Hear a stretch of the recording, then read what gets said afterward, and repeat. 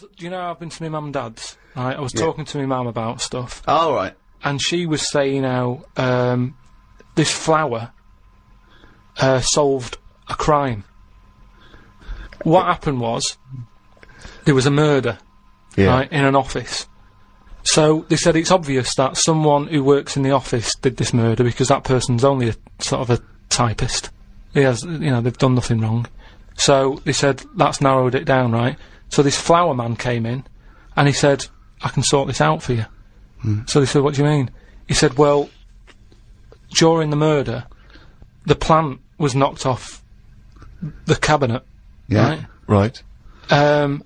And he had some special wires that he can put on the flower, and it's sort of shaking and stuff, because even though you can't see it, flowers pick up bad vibes and what have you. If you shake a plant, it doesn't like it." Okay. Right? So what happened was, he said, "Right, what we'll do, we'll put the plant back on the shelf, we'll water it, we'll calm it down, then get Get a nice cup of tea. then get every member of staff to come in the room and just go near the flower. Right. So don't tell them." So like a line-up for the flower? Kind of. Kind of like a line-up. But Sure. don't tell them what we're doing, just send them in and say, "Stand by that cabinet where the murder happened," and what have you.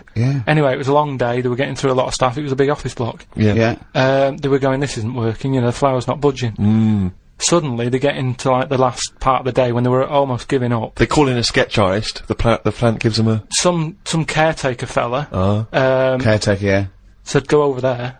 Was it? You Was know, it an so- old man that, I mean, because Scooby-Doo didn't like him from the beginning. No. So, you know, is why is that janitor so evil?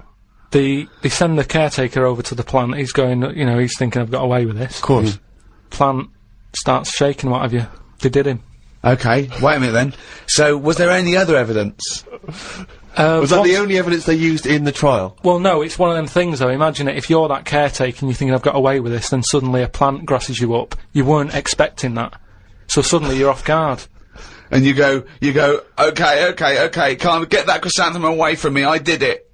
You're talking absolute bollocks. That was one of the most nonsense pieces of shit I've ever heard But in my anyway, life. listen, well, it happened, but... It didn't that's what happen. Anyway, this seems one that I think you probably have... You and your father have probably come across this sort of dilemma in the past. And I'd be interested to know what your take is on it.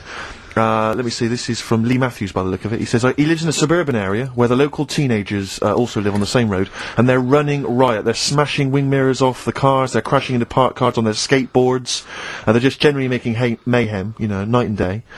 What can he do to stop this going on? The parents of the kids don't seem to give a damn. Anyone who complains to them, they just say, "Oh, piss off." You know, the police are useless because they never catch them in the actual act of violence, which is what they got to do to apparently convict them. So they don't know who to turn to, really. It's rather like when a little old lady went and got the A-team, you know. You know, and he was dressed as an elderly Chinaman. Exactly.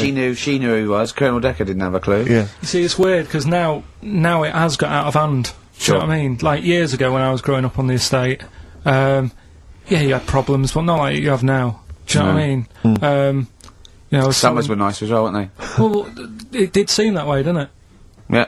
Right, and... Police are getting shorter and But younger. you yourself kind of admitted in the past that you were something of a tearaway. You didn't do anything like these kids here, the thing is, I was scared that if I got caught doing it, my dad would go mad. Yes. And I remember smashing a car window by accident and legging it in the lounge and sort of pretending to go asleep on the settee. Right? Genius. And I heard a knock at the door. He chloroformed himself, just to be unconscious when his dad came home. And there was a knock on the door, and I thought, "Oh God, this is the fella who saw me." I was chucking a stone in the air, seeing how high I could throw it. Of course you were. Did it keep landing on your head? That would explain a lot. And it came down. Chucking a stone in the air, love To it! see how far I could It's throw it. brilliant. So, you know, I wasn't bothering anyone. Did you by invent that game? Right, Did you get the stone for your birthday? Go and play with your stone. He gave one to Suzanne. Carl, go and play with your stone. The thing is, right, and it came down at a funny angle, and Of course it did. It ate the back of this car, and the back window is the most expensive because it has that heating thing in it. Yeah. In case you got a frosty window. Yeah. So I thought, oh God. So I legged it in, got on the settee, went to sleep, knocked at the door. Genius. It's a brilliant plan. It's a brilliant plan. I couldn't be guilty. I'm asleep. So I love the idea. So the thing is, our lounge used to sort of you could see in from the door, right? So this family who saw me do it saw me asleep on the settee, and my mum said, "Go and get the door," and I sort of went, "What?" as if I'd been asleep. Yeah. I went to the door, like rubbing my eyes, and the fella said, "What did you run off for? I saw you." I was like, "Oh no," and I didn't see my dad. I went out. It was when he was working sort of evenings, so I went out so I didn't have to see my dad. And then the next day I came home from school, and my dad said, 45 quid. Ooh. That's all he said. That's all he he said. looked at me. And then you fell asleep, and he went, wake up. You know what I said? No, 45 quid. No, the thing Carl. he didn't have to do £45, Carl. Now, I know you were saving up for a brick, but you can't have it. Yeah. But do you know what I mean? It's like, I knew I did wrong, and I was scared that my dad was going to belt me. Yeah. So I was like, I'll be more careful next time. But that was clearly good parenting on the part of your father, because these young tykes, clearly they don't have the what do you do? the father support. I don't know if you were living in that street, very quickly, what would you do? What would your approach be? If you were living in his street? What if they'd come home, right, and they just vandalised all your pebbles, right, that you'd been saving over the years, and just threw your gravel away? What would you do if they just... I'd probably clout one of them. So you'd use violence?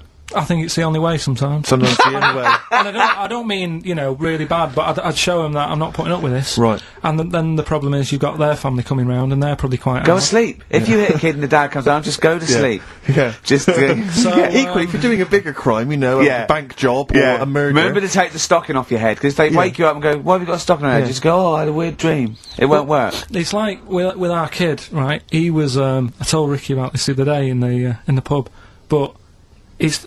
Is this your brother? He never, yeah. Because he was a terror, wasn't he? Well, yeah, a little bit, but he did drive a tank down the high street once, didn't he? Yeah, that's when he was in the army. Yeah. But another story.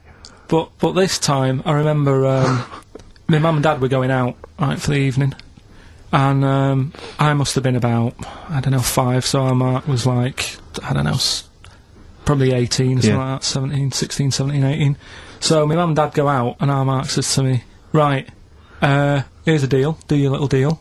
I'm going to have a load of women round." Right? Deal is, I'll let you have your tractor in the house. Wow, he had a tank, you had a tractor. but his brother didn't have the rocks that Karl had. No. So he needed the tractor to put his toys along. What kind of a man was he? He brought a bunch of women round? So, yeah, there was loads but do you know when you're a kid, you don't think, oh, I know what they're up to. You're not bothered, are you? Do you know what I mean? As long as I've got my tractor, I'm happy. Yeah. So I was But he hasn't changed a bit. But how many women did he have around? Was it just him and, a bunch of women? Yeah. Was it like, what's his name? What's his name? Like Nedwell from Confessions? Yeah. Confessions of an Older Brother. They all just came round and had a He big liked orgy. his women. Seriously, right, my mum and dad had to move because they got sick of women coming round saying, I've got a kid and it's your Mark's. They had to move because it got that bad. Did you hear, when you were playing on your tractor and there was women running back and forth in underwear, did you ever hear this noise? Did you ever hear that? Or kind of wow wow wow wow wow, wow, wow, and just see your brother's arse disappearing down the thing exactly. being chased by a butcher. Did you ever? It's not important. Law and Order. Not that interested in it, to be honest. What do you mean? I've got no interest in Law and Order whatsoever. It's not part of my life. That's the problem. You keep picking topics that don't buzz me. Of course they do. They don't. Well, let's talk about this. You're a man quite obsessed with Law and Order. Based on what? Well, law and order is basically to protect the innocent, isn't it? I mean, when we think of law and order, we usually think of crime and punishment, but it's all about protect our person. We have the right to walk the streets without getting mugged. When someone wrongs us, we want justice. It's fundamental. And you do. You were sitting in your old flat in London, phoning me every day that you wanted to go downstairs and smack their heads in for being late and shouting around and being drunk, and you could hear it. You wanted some justice. Yeah, but nothing would have happened if I'd called someone up and said there's people doing noise pollution. Even though there's a law for noise pollution now, it's not really taken seriously, is it? Well, but you are concerned with law and order. No, you but wanted your rights, and you ended up quiet. moving. He's moved here now. He's moved to lovely sunny Hampstead, just down the road from us. So you're having a better life. Yeah, so but I shouldn't have to move because of some noisy people. No, you shouldn't. But I'm saying you were stressed. No one cares, though. And you wanted justice, but you thought you couldn't get justice, so you moved away. Yeah, so I dealt with it in my way. Yeah, I hated them. Right. Because they didn't care about anyone else. Exactly. But the police wouldn't get involved. There's other people who live round there who had to put up with it. But no one cared. So what did it feel like every night when you were trying to watch telly, and it's hot and you got the window open, or... No, you could just hear stuff, and it's that thing of, you get a lot of tourists in London, So they're talking. It's not even as if you can listen in to what they're saying and have a view on their opinion, because they're foreign. Would that be entertaining for you? Well, yeah, because if you can hear what people are saying, you go, oh, yeah, that's a Switch good the point. telly off. That's a good point. There's some I sort don't want of- to hear anyone talking. I'll tell you what, really feel sorry for people with, like, neighbours from hell. Because it's, I mean, you know, I'm not saying it's justified, but I can see why people go mental with someone when they're bullied or, you know, constantly harassed and no one cares. And when you can't go to the police, and go, there's a bloke next door, he's got his telly on loud, he's always pissed, he's shouting about, if you don't do something, I'm going to go around there, and crack his head in. You're the one that... But isn't it your own fault for living in central London? Well, not really, because it wasn't always like that. I'd been there years, and then all of a sudden, you know, good fellas turn up. They sat down there making a racket. What can you say to them? You call down, they can't hear the phone ringing. Could I just say that Goodfellas wasn't a pizza joint? He called the loud people that because he thought they were gangsters. Right, because they did what they wanted and sat outside and... Yeah. So, but it's louder, I think it is louder abroad than it is here. Whenever I go away on holiday, I always notice that it's always a couple of decibels higher. Really? Always. Like the sound of bird noises and that are louder abroad. Because they're trying to get a nut above the noise of the noisy people. No, that's not true. They are. When I was in, where was I? Menorca or something. It was like lying there. If it wasn't a noisy local, it was the people in the villa next door. If it's not them, they suddenly collected the bottles from the bottle bank. That's a nice noise when you're just relaxing. The bottle bank. Just pop that there where the villa is. So that was a racket. There was always there was just so much noise. Animals, creatures. You can't escape it. It's the one thing you can't escape, noise. Your ears never turn off. No. They're always there. But I've told you before, wear earplugs if you have to. I don't like it. But he doesn't like, he says he can hear the sound of his own art. Well, there's always a sound. Like your eyes, you can close them.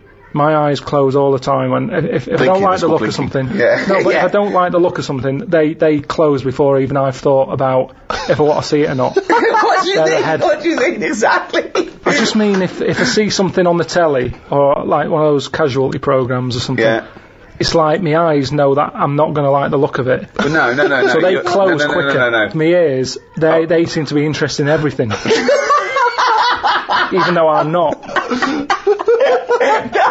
What I mean is, you can't close your ears. Yeah, you that's can't, what I'm saying. Exactly, yeah. You can never... So that's why I like the idea that your eyes are closing when you... I was watching that. Yeah, what are you doing, Have your eyes ever closed something that you're going... No, they normally get it right. Your eyes aren't making normally any get it decisions. right. You're making decisions. You turn away because you don't like seeing something. You don't turn away and then you're going, what was that? And your eyes going, you don't want to know. You do not know. You don't want to know, I'm just Karl. saying anyway. Lovely pair of tits here. I just mean noise pollution. It's the one thing you can't escape. Karl, have you ever been conned? There's always someone doing well out of me. There's always someone if they're a little bit short, we'll go around to Pilkington. But I mean, Rip him 3 off. or 4 times a day. Sometimes I call him up and he goes, right, the washing machine's broken, they came round, they've done this, right, they couldn't fix it, but they had to call it, charged 90 quid. I called the bank and said, no, they can't do that. Turns out they can't do it. It's like a string of things where it looks like Karl's handing out money, like the end of a comic book. He goes, that's for the broken window, and there's for my sausages. It's like a queue of people just taking money off Karl. I don't know, they're normally alright if I'm face to face with them. Really? Yeah, if I can sort of, if I can go in a place, but a lot of stuff now is done on the phone. Yeah. It's all phone, isn't it? Because it's all over the world where you're speaking to these people. Yeah. I was talking to someone the other day about the alarm system, right, in the flat. Called them up, thought, it'd be good to get this going again. Have an alarm system, I haven't had one for years. Might as well use it, it's there. So, I called them up and said, there's an alarm system in this flat I've bought. I want to get it going again. What's the situation? So they took a load of details and stuff, and they said, right, what you have to do, it's 400 quid a year. I said, what? So 400 quid a year. I said, what's that for? He said, if the alarm goes off, we can guarantee that a couple will be there in like a minute and a half. I said, I don't want that. I said, I'm just happy with the alarm just going off. I'll give the keys to the neighbour. No, you can't do that. You've got to have this way. I said, 400. I said, I thought alarms are meant to stop you being robbed. Did you what, sir? You don't understand sarcasm when you're talking to them people. Yeah, just to get out your system. When you know you've been conned, you just laugh in the face of adversity. You were just talking about how I lived in an odd village. Yeah. With kids with big heads and all that, right? And what I wanted to do... What is that again? There's 2 kids with big heads. Yeah, they just had sort of big heads and, webbed hands and that. They went to my school. And, when I spoke to my dad the other day, because I'm going out to see my mum and dad tomorrow. Oh, yeah. So I said, have we got any school photographs with the, big-headed kids in? And he said, no, nobody bought those sort of school photos, because they were in it, so it was always a bit ruined. But I said, well... No, he said sales would, because he obviously talked to other dads and stuff like that, and he just said, oh, no one bought them. But anyway, so... I would love them! Yeah. That's why I'd buy them. Yeah, but I wouldn't stand out, would I? If it's on the mantelpiece. Yeah, well... So, but anyway, so I was talking about, When you say they had big heads, what do you mean? Do they look like someone from Doctor Who? They were just quite big. But they weren't related? No. So why did 2 blokes with big heads and webbed feet? I lived in a weird area. There was a chemical plant close by. I can't believe you've never told us that before. That explains a lot. Not just the freaks in your neighbourhood, but... No, there was loads of weird stuff going on. There was this, like I said, there was this woman who, used to, live in one of the council flats, right? And, she had a 3-wheeled, sort of big, what do you call it? 3-wheeled son. He was the weirdest bloke we ever knew. What do you call it? Like a big tricycle, but for an adult, rather than one for a kid. It was a big one. It wasn't a motorbike, though, it was a... No, it was a push bike thing. Right, yeah. And she used to, sort of ride down the road with a fella sat in the basket on the back, with his, legs dangling over. And they'd be going to, the pub and what have you. Was it a different fella each time, or the same one? Yeah, sort of bald-headed fella. So it was in collection for, organs and things. Bring out your ill. And then people would just throw Grandad just in the back and go, right, we're getting £4 for Grandad. But she's got a lovely pair of testicles on him. They're very low, but they're Bring out your dead, or nearly dead. She used to, pick on her husband quite a lot. They'd be in the pub and what have you, and they'd be sat by themselves, but she'd always be sort of, having a go at him, moaning at him, sort of pushing him about and that.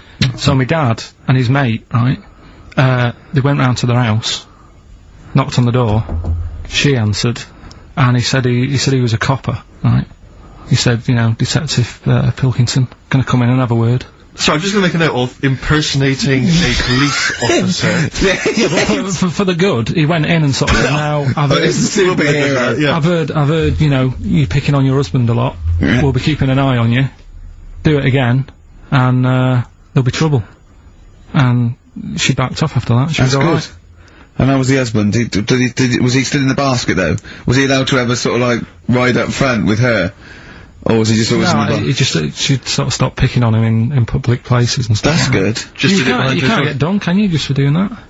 I think impersonating a police officer. Well, you probably did. There was no gain. I think you can't impersonate a police officer full stop, but I think they'd probably be lenient on him that he was, let's face it, he's not gonna be caught, because why would anyone know about it? It's not like his son's gonna say it on a radio station, is it? And stitch him right up. Is this something he did generally? Kind of a little bit of, vigilante work? Just whatever, him and his mate, just, if they saw something going on, they'd go, what can we do? Sure. What little scam can we do, or whatever.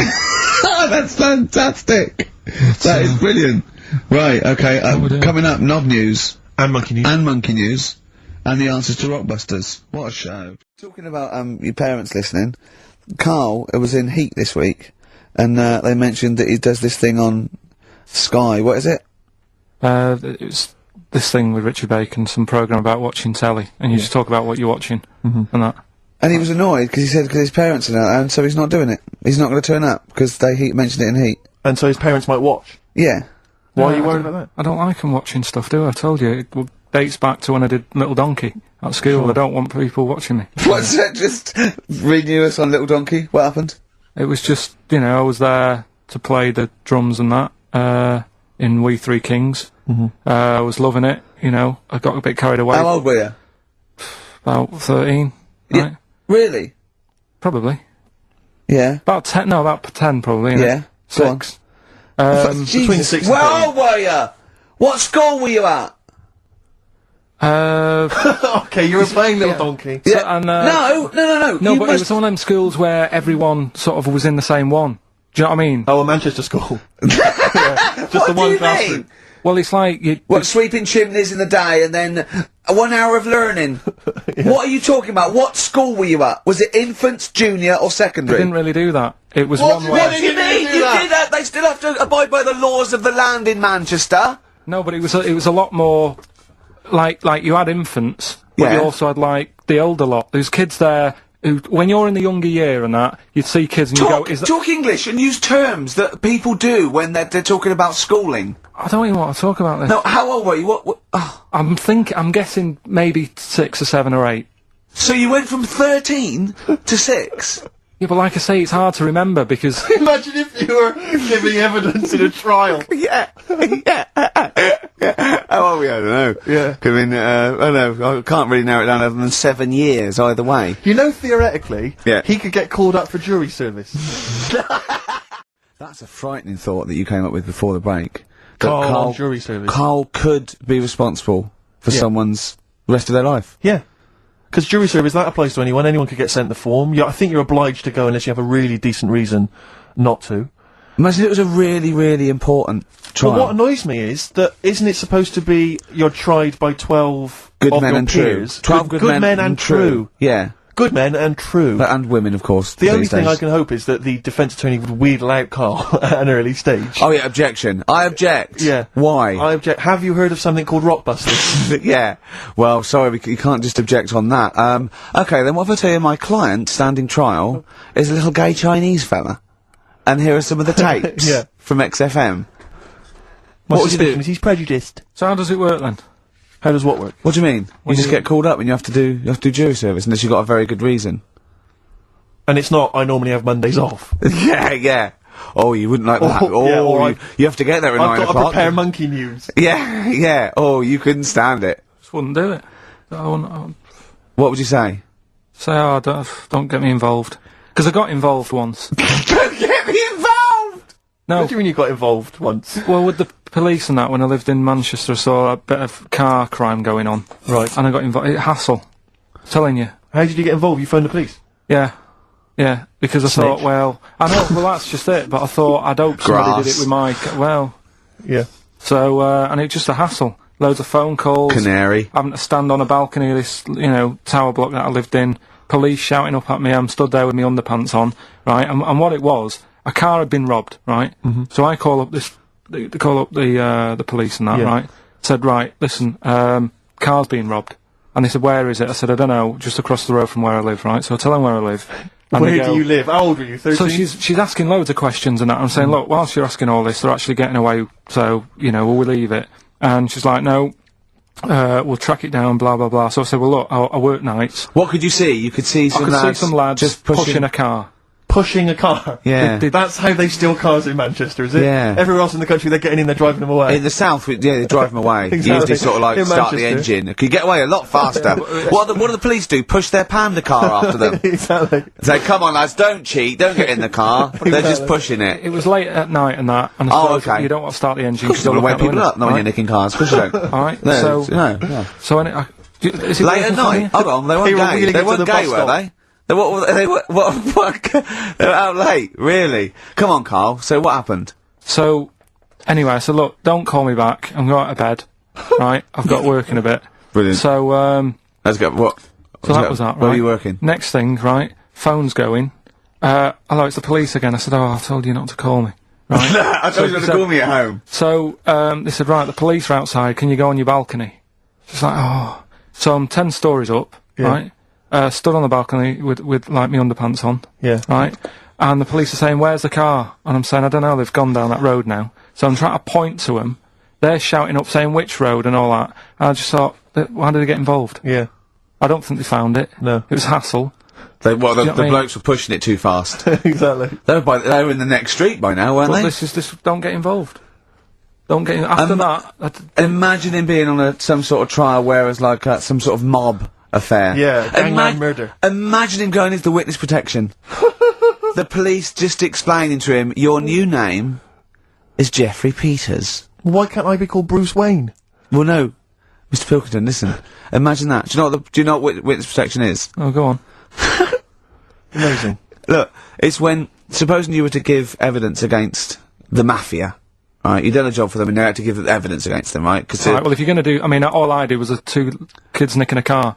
Yeah. Don't start messing with mafia. No, listen, of course not, no. But imagine you were in the mafia, and, that you got caught doing something, but instead of going to prison for the rest of your life, you said, oh, well, I can give you Mr. Big, yeah?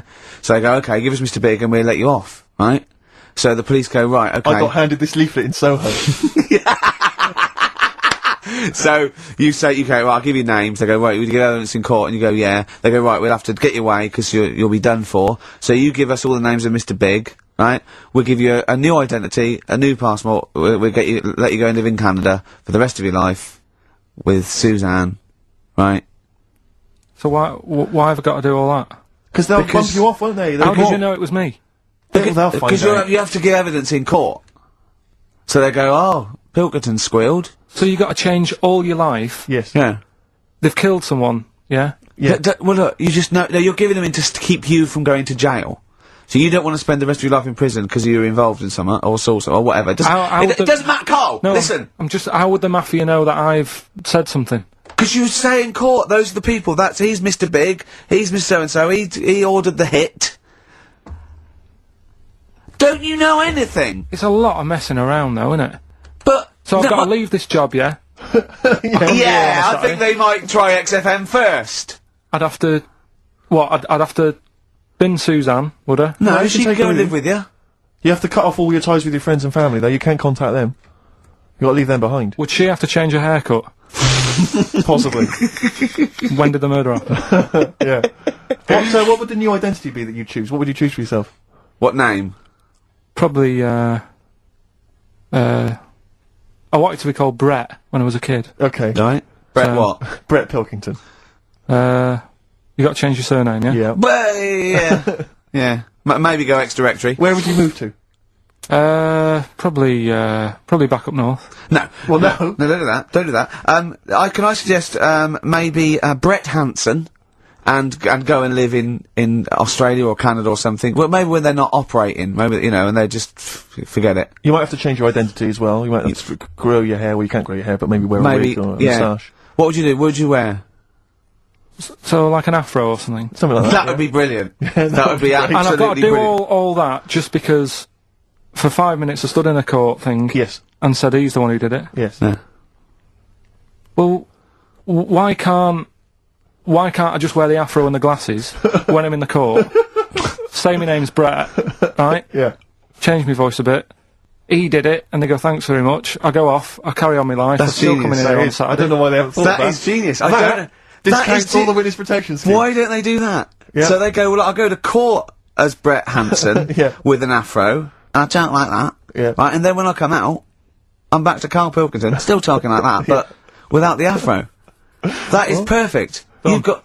Why don't you call the FBI and say, listen, I can save you billions of dollars a year. You're a genius, Karl. Right. I have a fascinating tale to tell you, Karl. I think you'll be intrigued. When I do junkets for films in America or Toronto Film Festival, I was assigned a security, and I've had security before. I often have security. They just sort of get you in and out of the car, and usually just to control sort of autograph hunters and things. But this time I was given a security, and he came in a suit. He looks about 30. He looked quite unassuming. I thought he was from just a security firm, and there was a couple of them. And first of all, they were talking to each other, and I thought, wow, the stakes are higher here. I don't know. I don't know why. And they drove us to the hotel, and there was loads of people going to the hotel. I mean, much bigger stars than me. You know, there was Ed Norton and George Clooney, and they were going in and out. And he goes, we can go past these. And he called ahead. And he knew everyone. He just knew everyone. And we went down in the car park. We were met by another security guard in the hotel that let us go past everyone. I mean, Clooney's having to queue up and sign. I'm thinking, this is weird. And I was feeling a bit guilty because I was there to promote the film. And I think this security guard's so good, I'm never going to ever have to pump into anyone. It was amazing. And they was there the next day, and he took us to the junket and back, and he put us on the thing. And then it turned out that he was actually LAPD. who was doing this for celebrities because he earned more money. And then, I found out he had a gun. So I can't come in the airport with you, I can't take my gun. So, he's armed. So I've got a security who's an APD who's armed, and I'm fascinated. Now I'm fascinated. This man is walking around with me with a little earpiece, talking to everyone. He seems to know everyone, and he's got a gun. I think, this is amazing. Then one night, he said, he dropped me off at the hotel, and he said, I've actually been called, I've got to go on a mission. They need my help. I said, really, what is it? He said, it's a hostage situation. He said, and I'm also SWAT. So now this is amazing. He's now officially the coolest man I've ever met in my life. So he goes off. Then I'm thinking, I'm worried about him. I was talking to Jane, I was thinking, wow, he does this, he gets this extra cash, he's risking his life, and now he's going to a hostage situation. And I was thinking, oh God, it's just a silent hero. So next day, because I was, how was it? He said, I was fine. He said, I just turned up. He said, I had to do it in my suit. He said, because I'm the negotiator. What? So now, he's an armed security guard who's an LAPD, who's special SWAT, and he's one of 9 negotiators in LA. We're in LA now. We'd come from Toronto, went via New York and LA. So I went, oh my God. And I just asked him questions for 2 hours. So the first thing that happens is, so someone runs in with a hostage. This guy, who's just a kid, who was 19, he'd done a robbery. He'd panicked and he'd run away. The police were after him. He ran in and he took his kid with him. It was just a 3-year-old kid. Okay. That often happens. Most hostages that people take are their family, because it's all they've got. And they go, I'm going to kill my wife or my kid and that. And they don't mean it. They're not going to. But they need a hostage. They've got a gun. So he talks to them and he says things to them like, you know, you didn't mean this to happen, did you? They went, no, he said they got out of hand. It just got out of hand. And he has to let them trust him, because they've got a hatred for the police, of course. They don't trust the police. And the first thing he does is call the phone company and say, what's the number of this address? He goes, change it by 1 digit. So now only he can call that number, because of course you can't have an engaged signal. If they haven't got a phone, they have to throw a phone through a window. So they've got to have contact with this guy. I said, what happens if this guy says, you're never going to get me out, I'm going to kill all the hostages? He said, then my sole purpose is to get him to stand near a window. And I went, wow. Now apparently, there's a police marksman ready, of course, if they think they've lost him. The important thing is you've got to take him out, because you've got to protect the innocent. So how they shoot him is they shoot him in the top lip, and it takes out the brainstem, so there's no reflex. And I'm just being absolutely... I'm captivated. What do you think of that, Karl, as a job? It's amazing, isn't it?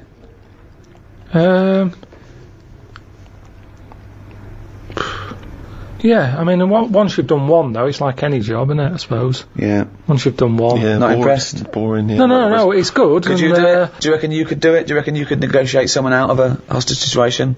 Well, I think in one of them things, there's nothing you can do. It's like, it doesn't matter if it goes wrong, because it does. You did your bit. No, it's like being a vet, isn't it?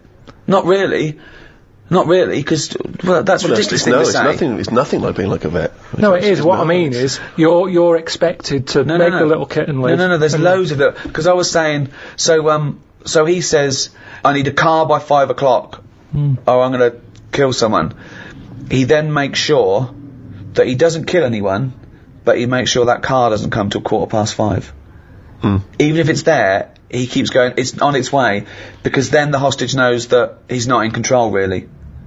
Even if it's as easy as saying, I want my wife here, and he can get her there at 5, he makes sure she doesn't turn up till 5:20. Yeah. It's just little things like that that's just absolutely fascinating. The psychology of it is just amazing. But he's not bothered, is he? He is 15 bothered. minutes late. He is, because he really takes a bit. He empathises with these guys, and he says, "No, you've got to understand." No, but the fella in the house with the gun, he's not going anywhere. 15 minutes either side doesn't matter. Well, why is he in a rush? I don't think Karl's getting how important, how amazing. You said they make the car 15 minutes late. Yeah, he's getting his car. That bloke's not in a rush. He's never going to get in the car, is he? That's the other thing as well, because once a bloke said to him, "I need a car," and he just went, "Where are you going to go?"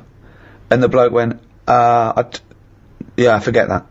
He has to make them forget their deadlines and their demands. So soon it doesn't matter. And he has to get in their head. But to do that, he says that he has to empathise with them to a certain extent. He has to understand why they're doing it, to talk to them and go, yeah, you've had a bad day. That would send anyone. But he has to get their trust. Karl, try and talk me out. You think it's that easy? Right, I've got a hostage situation, right? Done a crime. I've run in the building. They go, there's only one person we can ask for. Get me Karl Pilkington. Okay. You turn up. Right, what's your questions? So you've asked for me to deal with this? No. The police know that you're their top man, and there's a guy in here, he's got a gun, he's got a hostage, okay, he's just done a crime, they don't know what to do, okay? Right, you turn up, what's your first question to the... I'm talking to you. Well, no, you got to assess... Right, I'd say, right, I think there's a saying, actually, you say, where's brass? Right? Right. I found that out, I overheard that. What's that? It was something, You're wasting time! Who's that bull cunt that's just turned up? I'm gonna fucking kill it. Right, where's brass? What does it mean? I heard it at school when they... I don't know what the fuck you're talking about. Not just you. It means, I heard someone use it on the... Well, I don't know what the fuck it means. It means the top person of the police who are around at the moment. Yeah, well, you talked on the fucking top brass here. I've got a fucking gun against this kid's head. Who the fuck are you bald little shithead? Where's my car? What car? I've asked for a car. Where's my fucking car? Am I talking to you now, am I? If you want. Are you the negotiator? Yeah. Right. Get me a fucking car. Where do you want to go? Oh, I'm fucking sore for shouting. Throw a phone through the window so I can talk to you over the phone. No. Alright, in a minute. Don't ever fucking say no to me. In a minute, I said. Okay. Right, the clock's going. Where's this fucking phone? Listen, I've got a just sore hang on throat. a minute. I've got a sore throat. I can't talk anymore with that phone. I've been called up here. I can't hear you. I need the phone. I've been called up here. Yeah, can you go to put the phone through? Why are you putting the phone through, you dopey cunt? You want to talk to him? Because I don't want to give you a phone straight away. You said you've got to delay him. No, but you've got to talk to them. You shouldn't even demand a phone. You should make sure you've got a phone, you dopey twat. Give him a phone. Right, thanks. Alright, how's it going? That's better. Right. Right. Who are you, by the way? Who are you? Bruce. I can't give you them details. Well, you can, because I've got to trust you, dopey sod. Are you police, or just some fucking cunt walking by? I'm a policeman. Right, I don't trust policemen. No, but I'm a bit higher than that. So listen. Or don't you tell me I'm laying down the law here. No, listen. I'm going to shoot someone unless I get a fast car. I've done a robbery. It's all gone wrong. You're after me now, but I want a car to the airport. I want a plane standing by. You don't know me, but I do this a lot. Right? And I can tell you that it never works out right. Do you know anyone who's done what you're doing and is now living a happy life? Well, I don't care. I don't care about living anyway. I don't care about living out. I don't care if this goes wrong, because I'm going to shoot the hostage. What's your problem? I'll just... I think you've got the wrong attitude, mate. I think you've got the wrong attitude here. No, but this is... to be honest with you, this was my last week. Why are you telling him that? Because I want to bring him down to my level. Right. What's that got to do with it? Well, you know, I've done this job for a long time. Right. And sometimes I felt like you. I've been, you know, even though I'm on this side, you know, sometimes I feel like, oh, I've had enough of this. Right, well, I haven't enough, but I'll tell you, I don't care about living or dying here, so if I don't get a car to the airport, all bets are off. I'm killing everyone and then myself, so you'll be a big loser. You will be a big loser, son. There you go, I've given you the clue now, Karl. He doesn't care about getting away with it. Now you've got to get him to stand near a window. You've got to take him out. Because I've got a gun to someone's head. You can't burst in, right? You've got what? Come on. How do you get him to stand near a window? Oh, I bet you're hot in there.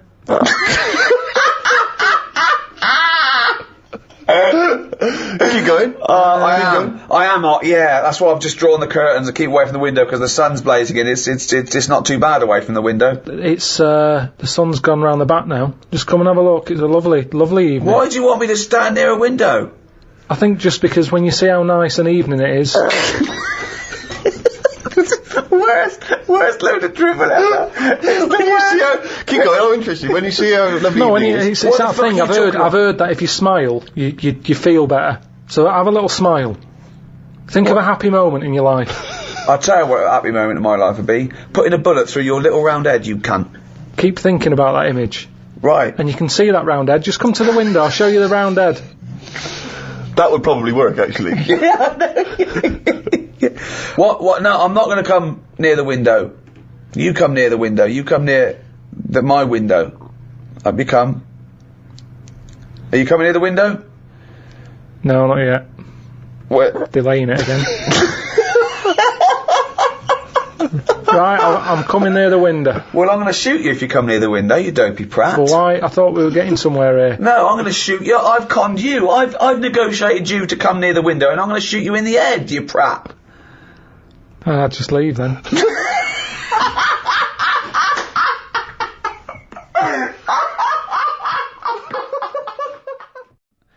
I don't agree with execution. State execution of someone, whatever they've done, for many reasons, but the main one is, I don't think you can have a state that shows that sort of violence against an individual, whatever they've done, and expect people to accept the very code and morality of treating people equally and not showing violence towards them.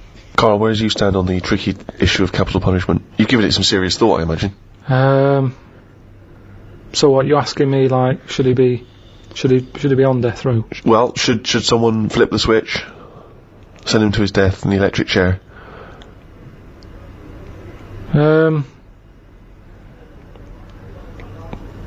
Yeah. That was the least considered. Yeah. I mean, I saw a little bit of flicker behind the eyes. I don't know what. Well, just take us through the mental process that you arrived at the yes with there. So you've been. I remember that because there was quite a brief gap there. I just was thinking, it's not a nice job if you work in there and you've got to flick the switch. Right. But I was wondering if it's possible to just do it so it's linked up to someone's switch. What do you mean? When they put the lights on or something. So it's like sometime tonight when the sun goes down and people start putting the lights on in their house, it could happen. But we don't know what household. They might be away on holiday, so you might get an extra 2 weeks.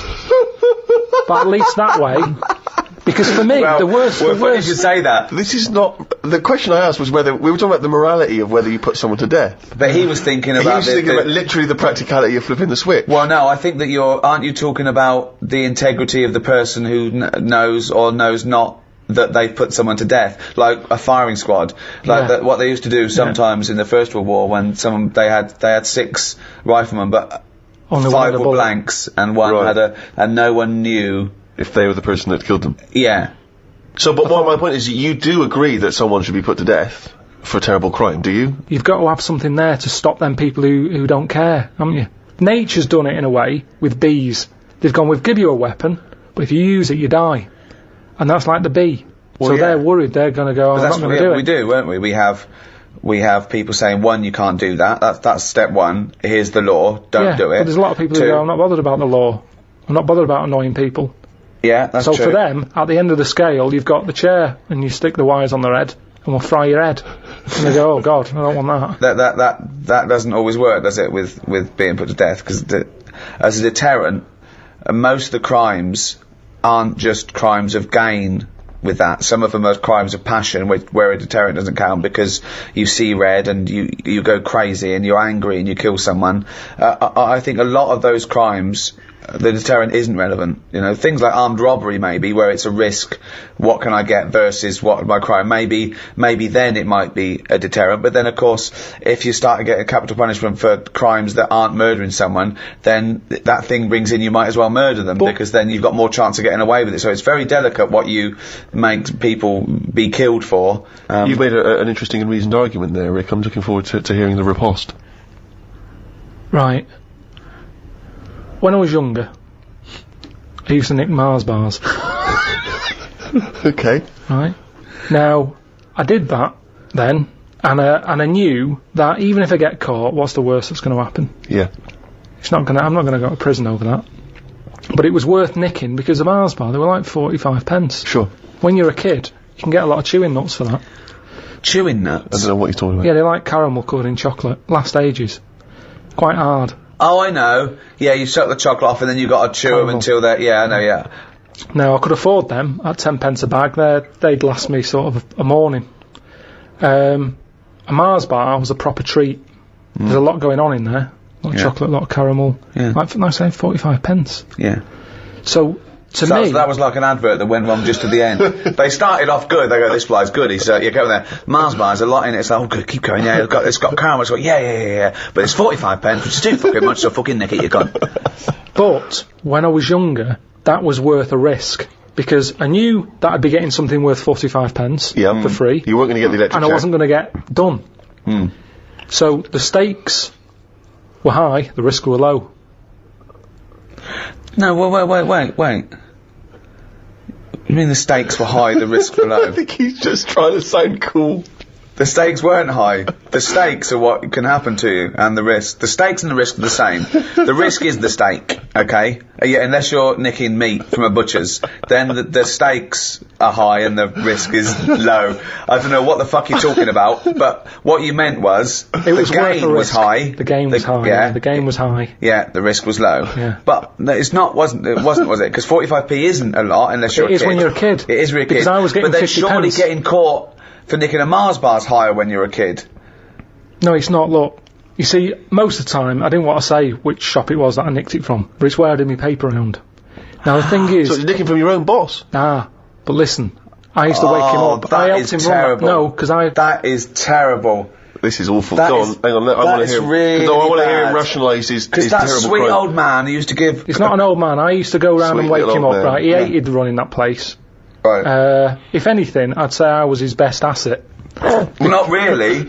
Yeah, because I You was nicking from him, you was thieving from him. I don't know how much he made on papers, but he'd probably go 45p profit. Hold on.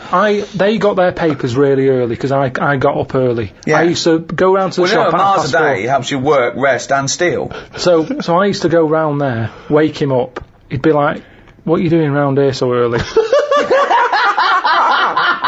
Don't know, I'm just hungry. What? I'm just hungry for work. No. Oh, well, good boy, Pip. I'm just going to turn away a minute, while you stand there in front of the confectionery. I'll turn away now, and I've looked back now, and here's the papers. And thanks so much, Karl, because you're a lovely He's like an honourable and trustworthy guy. I can't really afford to... I've been betrayed so many times, that's why my lovely wife's no longer with me. You know, she ran off with Ken. Yeah, but I mean, at least I've got a friend. I've got one young friend. You turn up early, oh, God, it's brilliant. Oh, and Karl, keep a lookout, because... Someone's been nicking Mars bars. Yeah, I know it's not you, because I trust you implicitly. And by the way, Karl, why don't you take a Mars bar for free? Oh, thanks. Well, that never happened. Alright. So, I'm getting 50 pence a day for delivering papers. But I needed the energy. Right. Now, if I spent my 50p on a Mars bar, 5p profit a day is not worth it. No. So, help yourself. I knew I was doing a good job for him. No, so help yourself. That doesn't follow. So help yourself. Get another job, leave that job, negotiate a pay rise. Not help myself. That doesn't go. That's ridiculous. Where does it stop? If you worked in a nuclear power plant, well, they're not paying me much.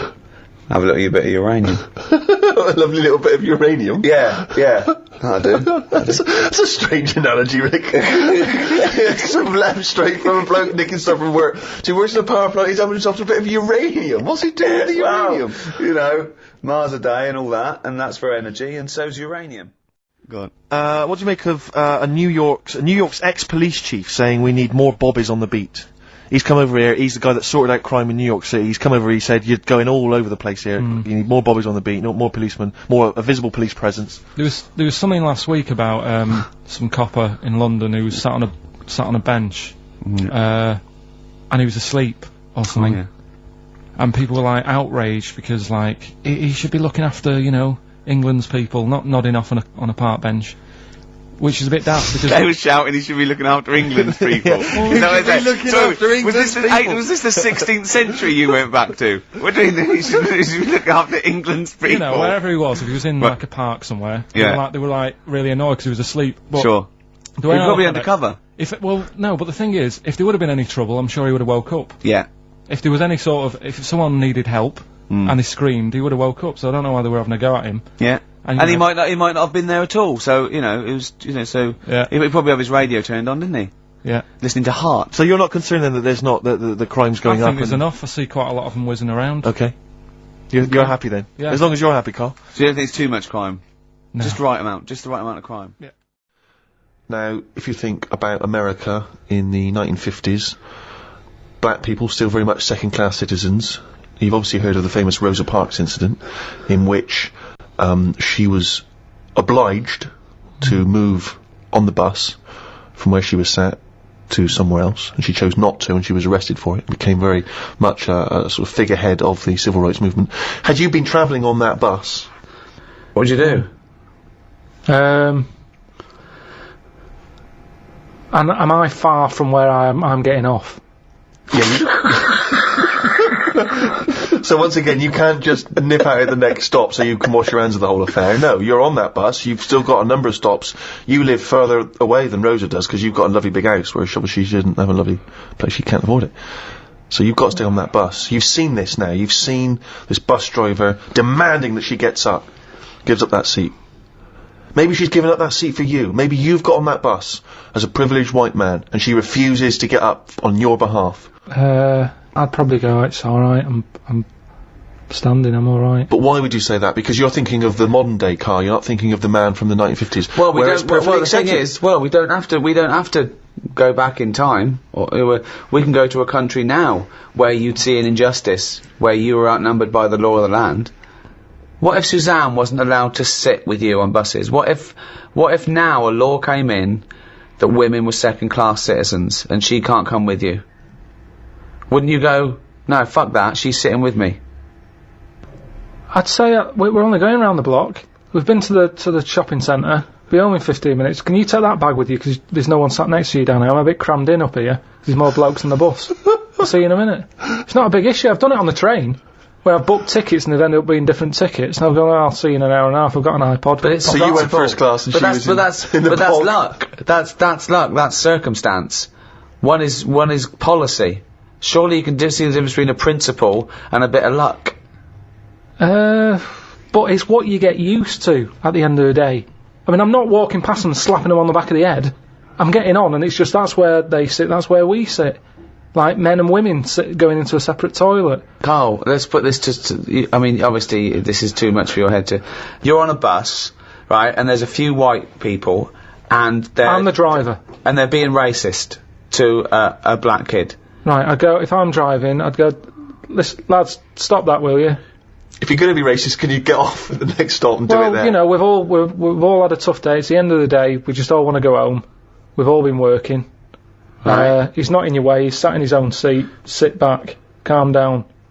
Had enough. But what if they said, no, we usually sit there, we want that seat? Would you think either black kid's a troublemaker? Or just would you go, come on, just move, mate, it'd be peaceful? I'd go, what do you want to do? Do you want to move so this is calm down? Or No, you shouldn't say that. He doesn't matter if he wants to move or not. It's his right not to move. Do what you want, then. If you want to stay there and fight your own corner. No. He wants to stay there. Don't you surely you want to be on the side of right. I'm just doing my job here. I'm sat driving a bus. I'm driving a bus for 30 quid a week here. I'm getting a load of grief off some people at the end of the day. But think bigger than the bus rule. It's not just a bus thing, alright? Just imagine that you're not a bus driver. Alright? No, but that's what we're talking about here. But yes, Ricky's trying to make a point. It's an analogy again. It's about you taking some kind of responsibility that could put you in harm's way. Yeah. That could mean that you've got to stand up to danger or to bullies or to aggression. If someone's attacking Suzanne, she goes, Karl, help. You go, no, I could get her here. Because I know the full story here. But this is what I'm saying about Rosie, what's it? I'm just saying, she sat on the bus. How did it work? She got on the bus, she sat where she wanted. No, I'll tell you how it worked. The middle section of the bus, black people could sit there, but it was up to the driver's discretion to change where black people could sit, depending on the number of white passengers that got on. So she sat in a seat, some more and more white passengers get on, so this bloke decides, well, no, actually, this is no longer the black section, there's no black section, because there's enough white people, you've got to stand up. Right. And she decided, no, I'm not going to get up. It's my right to be able to sit on this bus, as a person, as a human being, not whether or black or white. And that was why she got arrested. Well, she lost in the end, didn't she? What do you mean she lost in the end? There's a black president. Yeah, but it's not because of her getting on a bus. That's just because times changed. Yes, in a way it is. I don't know. Because she became a spearhead of the civil rights movement that was spearheaded by Martin Luther King. But all those little things go towards change. On a different bus, on a different day, it might not have turned out that way. That's what I'm saying. It might have been, you know, someone else who goes, get off, who's been in a right mood, might have been in the pub all afternoon. And she's there going, I'm not moving, and he's fed up, he's up to here with it. Sorry, he's been working all pissed week. up now. She's pissed up now. No, the person sat next to her. Yeah. Might have even been a black bloke who's been working hard. And he's like, I don't want this. But it's interesting you say that. The bus pulls over, the police are called in. But you say this, it's interesting you say that because in the Rosa Parks incident, there were a number of other black men, all of whom did stand up. I think 5 of them were there, and 4 of them stood up, and she stayed sat down. So there was 4 people there who did choose the easier route, the easier life, and she stayed sat down, and she's the one who went to prison, and she's the one who's remembered because of what she did on that day. It's difficult, isn't it? If I was on there, I'd weigh her up. You know, is this woman doing this as like a good cause, or is she just a trouble causer? Because she just seemed like, you know, I'll do what I want. Now that's fine. You'll always get people who do what they want, and they do change the little rules along the way. But I bet when she was doing it, it wasn't like a big stand up. This is the day I'm going to do it. It's just happened to. She was fed up that day. She didn't want to get up. Lazy. She might just go around law breaking all the time, and she's remembered now because she'd made a change about bus seats. But when she got up that morning, did she say I'm going to do that, or has she been fly tipping before she got on the bus? This is what I'm saying. Is she just you know? No, she's not a troublemaker. She's someone who already had a burgeoning interest in the civil rights. I mean, I really thought the Rosa Parks incident was pretty cut and dry. The fact that Karl's managed to find an ambiguity in it is extraordinary. I love it. Tell me something else about Rosie Parks. Oh, for God's sake. I don't know what she's got to do to win you round, Karl. Honestly, I didn't realise it would be this difficult. Tell you what is annoying. What? Steve's told me about a film that is about a monkey going off with a woman. The Charlotte Rampling thing where she... It's a film called Max Mon Amour. Yeah, she has an affair with a monkey. Go on. Yeah. Oh, what happened? You wouldn't like it. We can't go into it. You wouldn't like it. You wouldn't like it. It's not like, it's weird and you wouldn't, Karl, it's not like a nature programme where he wears a bowler hat and can talk. Okay? The nature programmes that you seem to see. Yes, I'm trying to think, I haven't seen that one. No! Yeah. Come on, do monkey news. Well, monkey news this week. Play the jingle. Oh, chimpanzee that monkey news, you Right, it's about this monkey that was knocking about in the 1950s. Right. It was known in the sort of LA area, right? And apparently, again, I haven't really checked all this out, I've just picked up bits that look interesting. Yeah. Wore a golden mask, and like a cape and a leopard skin belt and stuff, right? So people didn't know that he was a monkey. Of course they didn't know, yeah. They thought it was this bloke who's going around and he was helping out crime situations and stuff. Right, you're an idiot. So, this disguise, that you see a 3'6" bloke with arms the length of his body. No, but that's the funny thing, right? They sort of thought, it's a bit odd, you know, he's stocky, yet extremely flexible. Yeah, and hairy, because he only wore a white mask and a belt. And a distinctive jawline and stuff. And then, right. Apparently, like, he used to sort of get to his... Nothing we say gets through, does it? You've decided you can picture this monkey going around solving crimes, and it's... telling you. Let him finish the story. Time's running out. So it sort of get to its crime by, like, swinging from the trees and stuff. Of course it would, right? yeah. Well, people just thought, it's a normal fella. Of course. Then what happened was... This is the bit that's going to annoy me, isn't it? He helped some fellas out, like, you know, and for a reward... They were like, do you want some money? You know, you've helped save our lives during a crime and stuff. Do you want some money in that? And he just went straight for the shopping bags, got a couple of bananas and apples, right? And as he was bent down, looking into the bag, getting the bananas and apples, they pulled his mask off. Little monkey. So he wasn't allowed to work for the police anymore? It ended there. Sure. Weird, isn't it?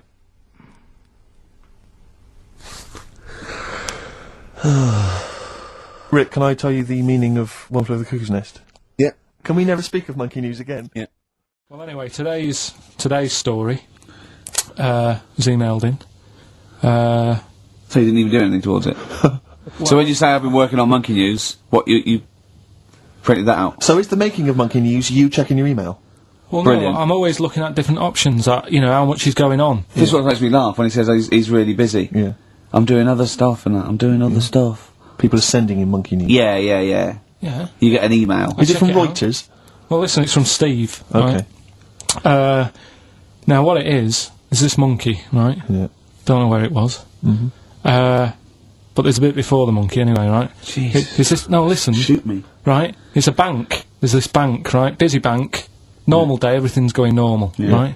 Busy bank, people going in, doing what they do, seeing about mortgages and stuff. Yeah. Everything's normal, everyone's happy, right? Yeah. So anyway, it's quite busy one day. Fella comes in with a gun and a balaclava on. Up to no good. Right, I'll tell you now, Carl.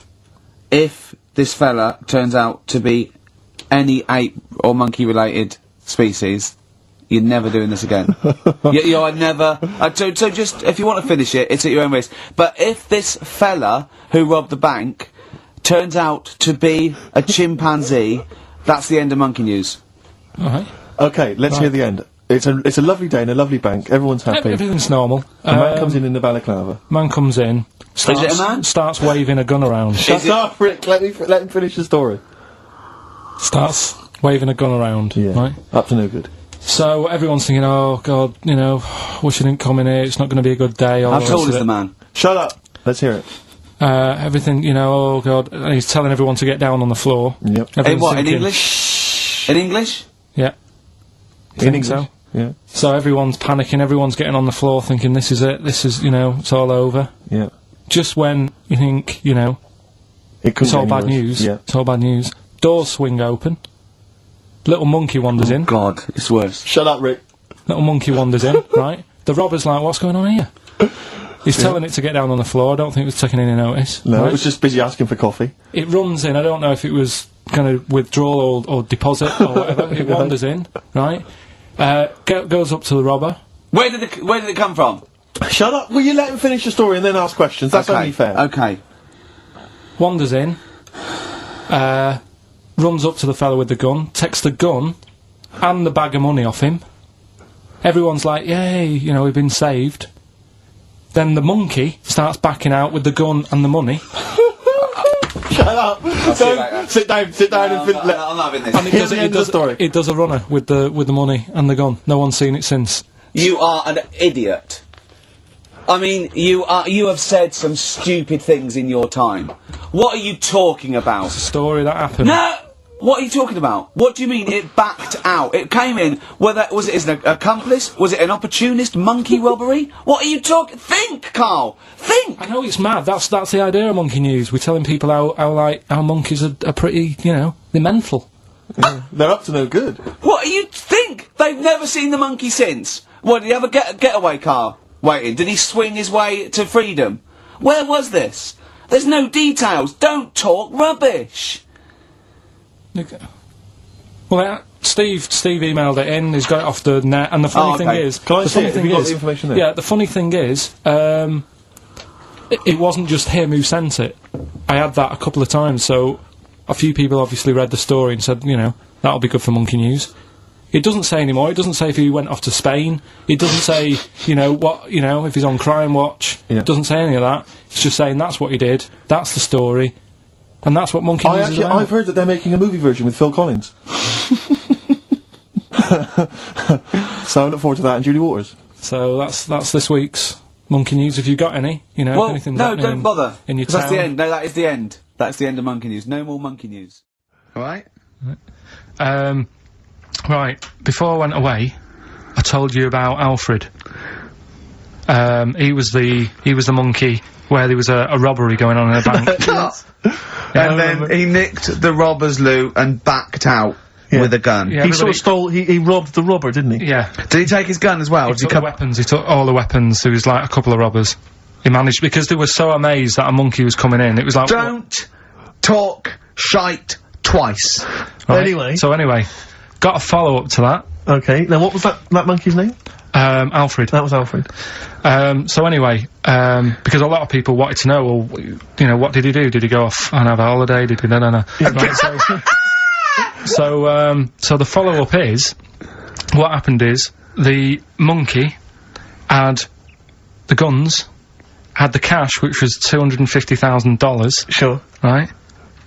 It went back to the zoo, right? Right, Carl, you're talking Ricky, I get angry with you when you won't let him finish his monkey news. Right. Can't we just get out the official Imagine if people were interrupting Trevor McDonald. It wouldn't happen. I want to make sure I don't get anything wrong. No, of course not. So check the internet. So, the monkey goes back to the zoo, right, where all the zookeepers come out and go, get him. He's got the guns. Yeah. He hands out a couple of guns to his mates. What? His monkey mates? His monkey mates, so they've all got a couple of guns each. Oh, Carl, Steve, I can't, mate. I cannot stand it. Honestly, I want to scream. Please, I really get annoyed with you. They tried to do him a deal. They said, how about if... I'm going. Tell him that. I'm not going. No, I can't. Step out for a moment. Okay, we'll just do it. Look, don't listen. Step out, and I'll paraphrase what I hear for you when you come back in. Step out now, please. I need to hear the end of this. This is monkey news. This is important stuff. Right. Ricky now has left the room. He cannot bear to hear, which is surprising to me. Right. So anyway, so yeah, they've got the money, and they say to the zookeepers, "How about we give you some cash?" Yes. And they go, "Sorry, hang on. Sorry, the zookeeper said that to the monkeys." Yeah. Right. No. The monkeys who have got the £250,000, right, say to the zookeepers, "We'll sort you some money out if you let us go." Sorry, the monkeys say to the zookeepers, "We'll give you some money." Yeah. You don't see any problem with that? Right, listen. Okay. It's nearly finished. Right, I'm listening out there. This is ridiculous. What do you mean the monkeys say? What do you mean the monkeys say to the zookeeper? They were probably holding the money out, like, kind of going, look, we'll do your deal. Right, okay, come on. And what happened is, I think they were happy with that. I think they left, and that was that. They wanted to get out of the zoo, because they didn't like it in there. There's the thing. Right, I don't... Just have a look. Right, Carl, think. Right, how did they get out in the first place, this one? Just let Steve have a... So why did he go... So he went and robbed... He thought... what, he knew there was going to be a robbery that day, did he? He might have been getting some money before they went to escape, and then that happened, and they had more money. They might have been withdrawing some stuff out. What do you mean? No. If he was planning on leaving the zoo, he's gonna get his savings. What are you talking about? What have you read there, Steve? I've got a feeling this is a review of one of the Planet of the Apes films. I think it's Escape from the Planet of the Apes. I'm not certain. It could be Beneath the Planet of the Apes. Right, I mean, Carl, think. Please think, right? So this monkey, right, he leaves the zoo, right? So he leaves the zoo, which he can do, presumably. What, they leave him the keys or what? They're chatting to him, they might as well. He goes to a bank. What's he thinking of doing? Sees a robbery, probably by chance. He probably wasn't tipped off, was he? Or has he got one of those police scanners? Probably got one of those police scanners. Well, I think he was going to the bank to get a mortgage to build slightly. I think he wanted an extension, didn't he, on his cage? Think of that. And so I love the fact that he hands out the guns and they do a deal. It's honestly, you've got the best mind working on radio today. It's incredible. There's a monkey in India, right, on a railway station, waiting for the train. No, don't mess about, because I've got to get through it quick. There's monkeys sat there, and this robber nicks somebody's handbag or something, goes running off down the platform, the police are chasing him, monkey steps in, trips the fella up, pins him down, police come and arrest the fella. He tripped over the monkey. Okay, play a record. He didn't. Oh, chimpanzee that monkey news. Excellent. A particularly aggressive jingle this week. Wow. Yeah, looking forward to this monkey news. Carl. Right. Come on. So, what's the name? What? We've done... Sorry, what? Brilliant. We've done a lot of monkeys who, like, got involved in crime and stuff. Yeah. Right? We had, the one on the train station, nicking a bag. Yeah. We had the one who went into a bank. Who cares? Went into a bank. And walked out with the money and stuff. Yes. Right? Didn't happen either. Next. But the thing is, you never sort of found out what happened to them. If they sort of got worse, got more involved into crime and monkey stuff. news update. That would be amazing. Brilliant. What they found out in India is... Yeah. They've got a prison. It's just for monkeys. You mean wild animals? You mean a zoo? Yeah, a zoo or a kennel or something that where they've been gone mental or something. No, it's a prison. Yeah, prison. does it have fraud cases? It's mainly mainly sort of animals that are attacked things. It's mainly violence, I bet. That's my... That and theft. Say it again? Stuff. Theft. Say it again? Theft. Say it again? Robbing. No, let's go back to that word. We're gonna keep doing it. We've got 6 minutes. You're gonna say the word right before you go to Hastings. Well, do you say it? No, well, you no, say because then you know how to say it. Well, alright, robbing then. It's been caught robbing. Say it again, though. So Who's robbing? Who's robbing? So, they've got this prison, right? This is extraordinary. Say it again. No, you're not gonna say it? Oh, go on then. So they got a prison for them, right? And, there's 11 of them in there, 11 monkeys. Right. That are in there for life.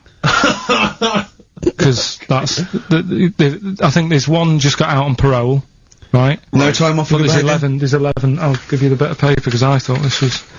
Weird. You thought it was a bit weird. Now, Karl, what are they in there for then? Because I mean, they're in there for life, so I'm assuming it's murder, is it? Premeditated murder? They're not crime bosses, are they? They're not. Are they the prostitution and gambling? Are you sure they're not just the pawns and the head sort of like orangutans up a tree going, remember, you don't know me. You're on your own.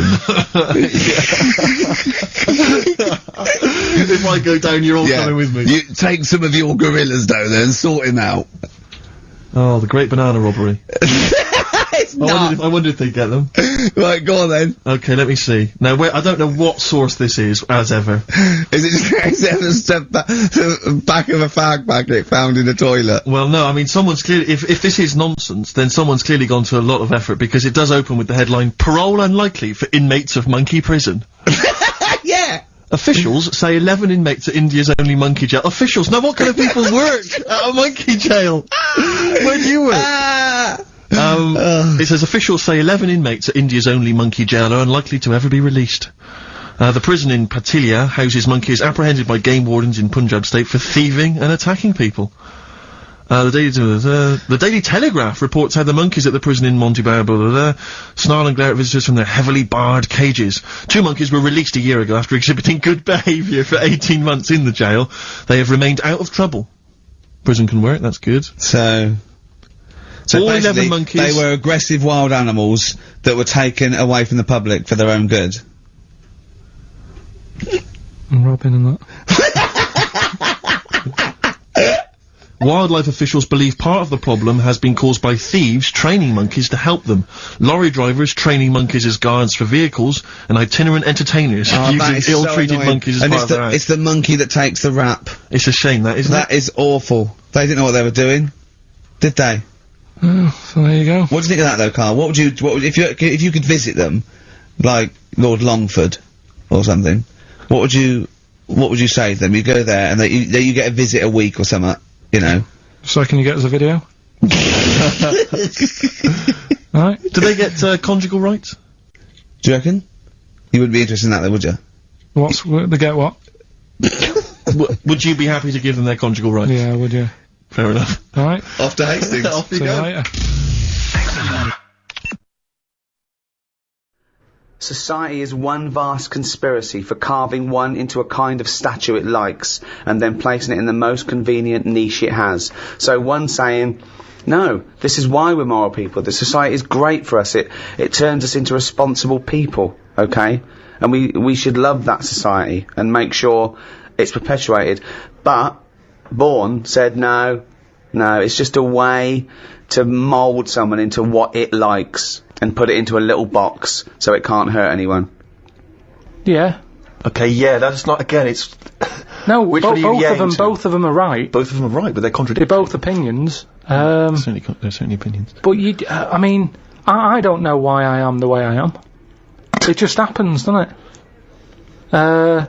You know, I don't like killing a fly. No one would stop me if I did. But there's something in me that goes, don't do that. Right, so this is a very important theory, because you're basically saying, well, you could be saying one of two things. You could be saying that goodness is innate. Not likely. But no. Or he could be saying that there's a morality that transcends rules and society pressure. Whether or something's legal or not doesn't mean that you have to do it because it's legal, and it doesn't mean you don't... Yeah? Is that the one you meant? That's what I meant. There was a bit of trouble in our yard the other day. Right. Between, a wasp and a cricket. No, the thing is there any point to this at all, or are you just going to tell us you saw? Are you going to extrapolate some analogy from this? I think so. Okay, yeah, well, let's see.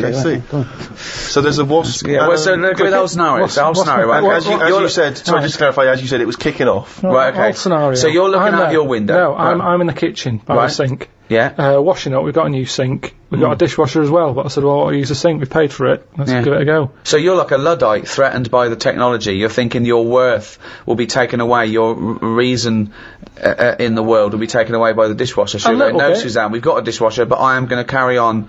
You're going to need me. I want to show I'm needed.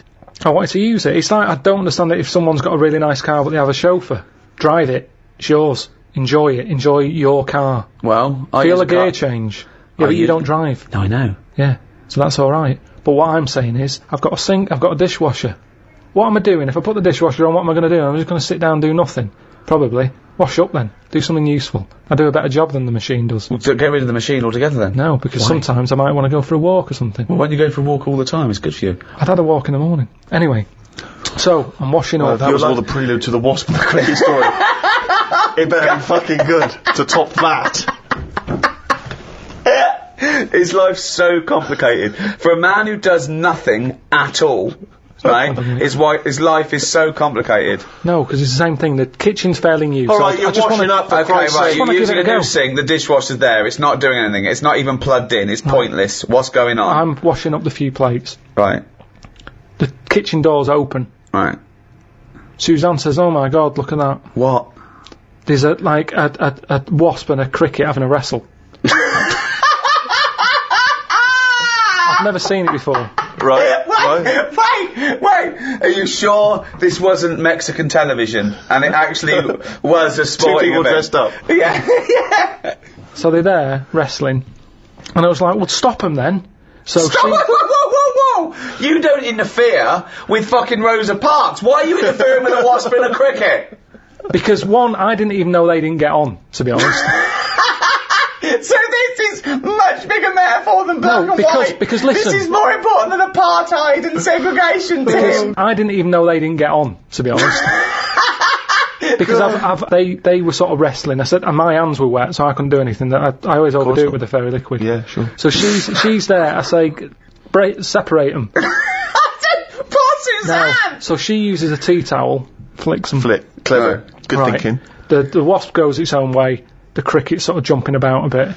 But who was fighting who? So I'm sort of saying that is really weird, because wasps are changing quicker than anything else that I keep my eye on. Okay, well that's just your theory and it's not based on anything. Well, I told you a couple of years back I saw one eating chicken. They shouldn't be doing it.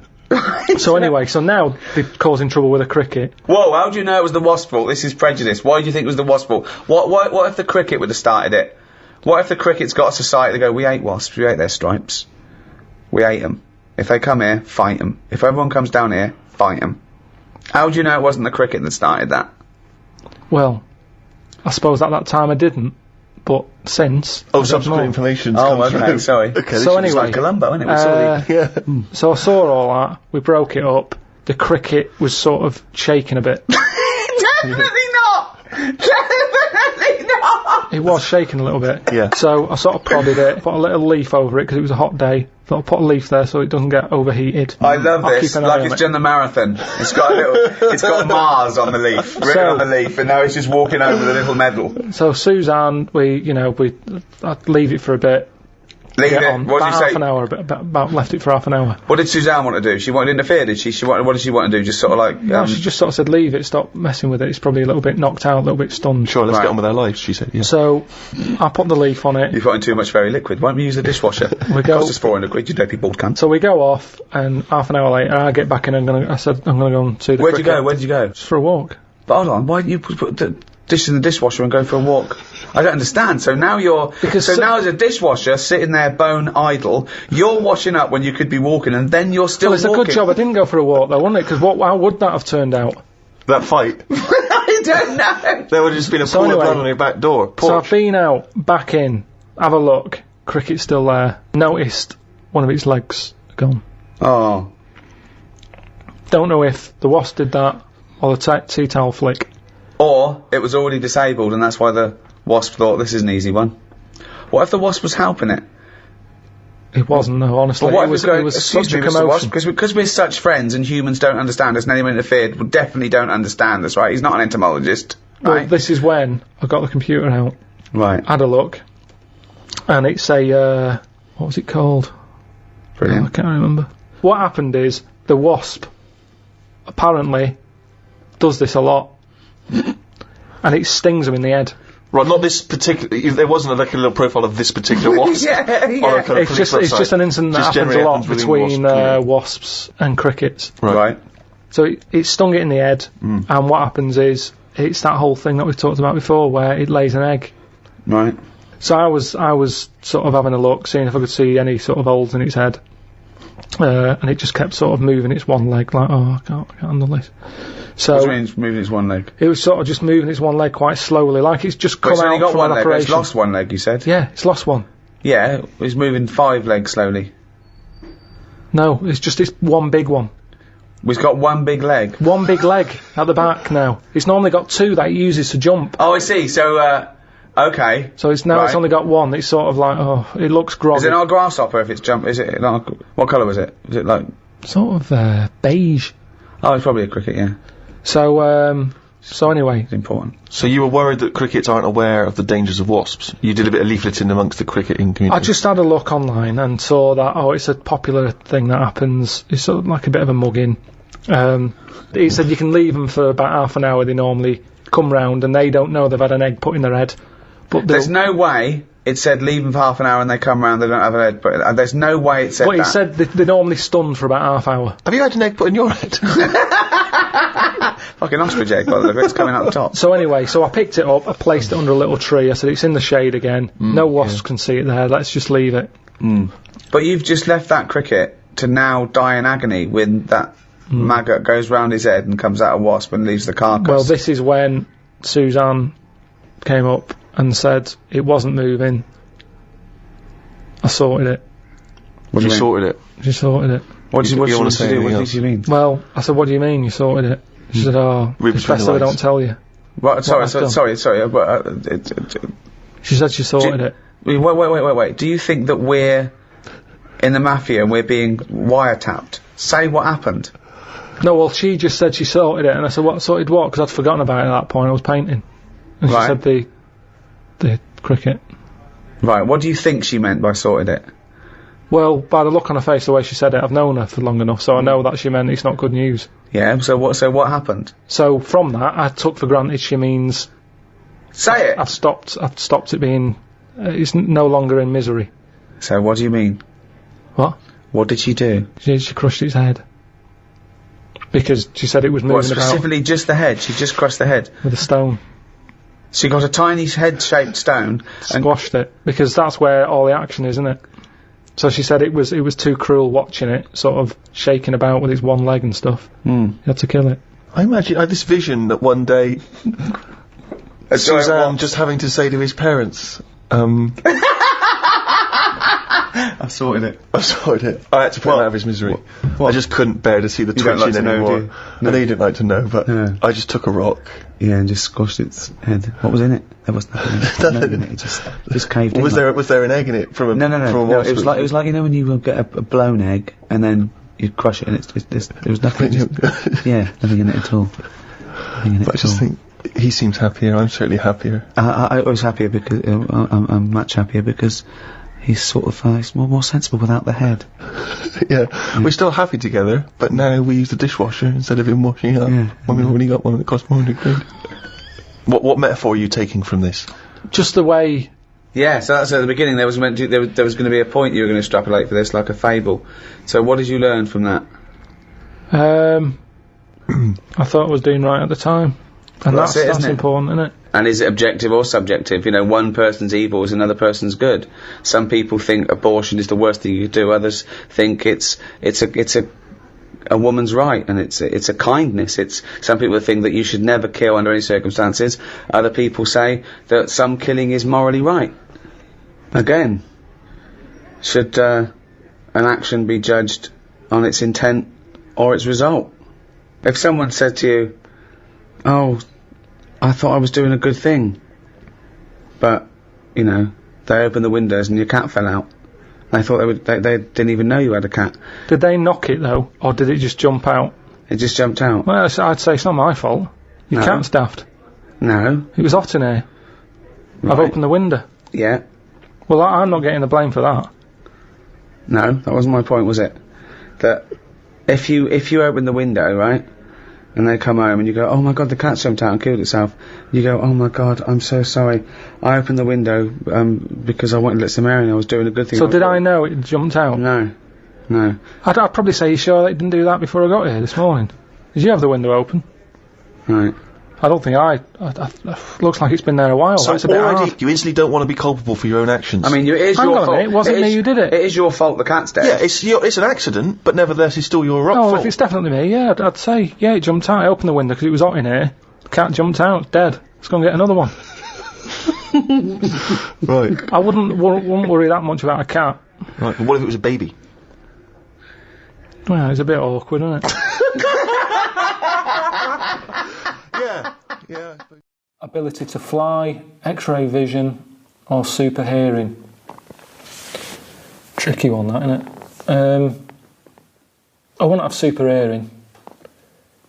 My ears are well sensitive as it is. They hear the slightest thing and that's it. It drives me up the wall. If anything, I'd prefer worse hearing.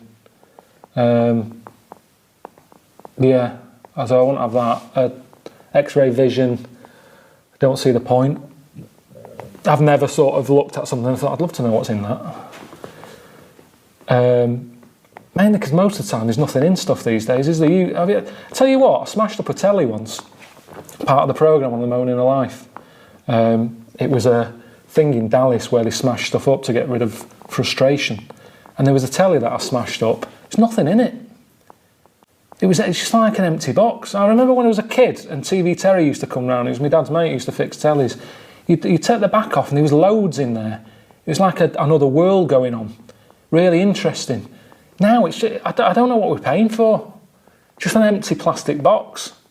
So X-ray vision these days, I think nothing contains anything when you think about it. We live in a world now where everything is nothing. Downloading. What is it? Where is it? So you can't see that.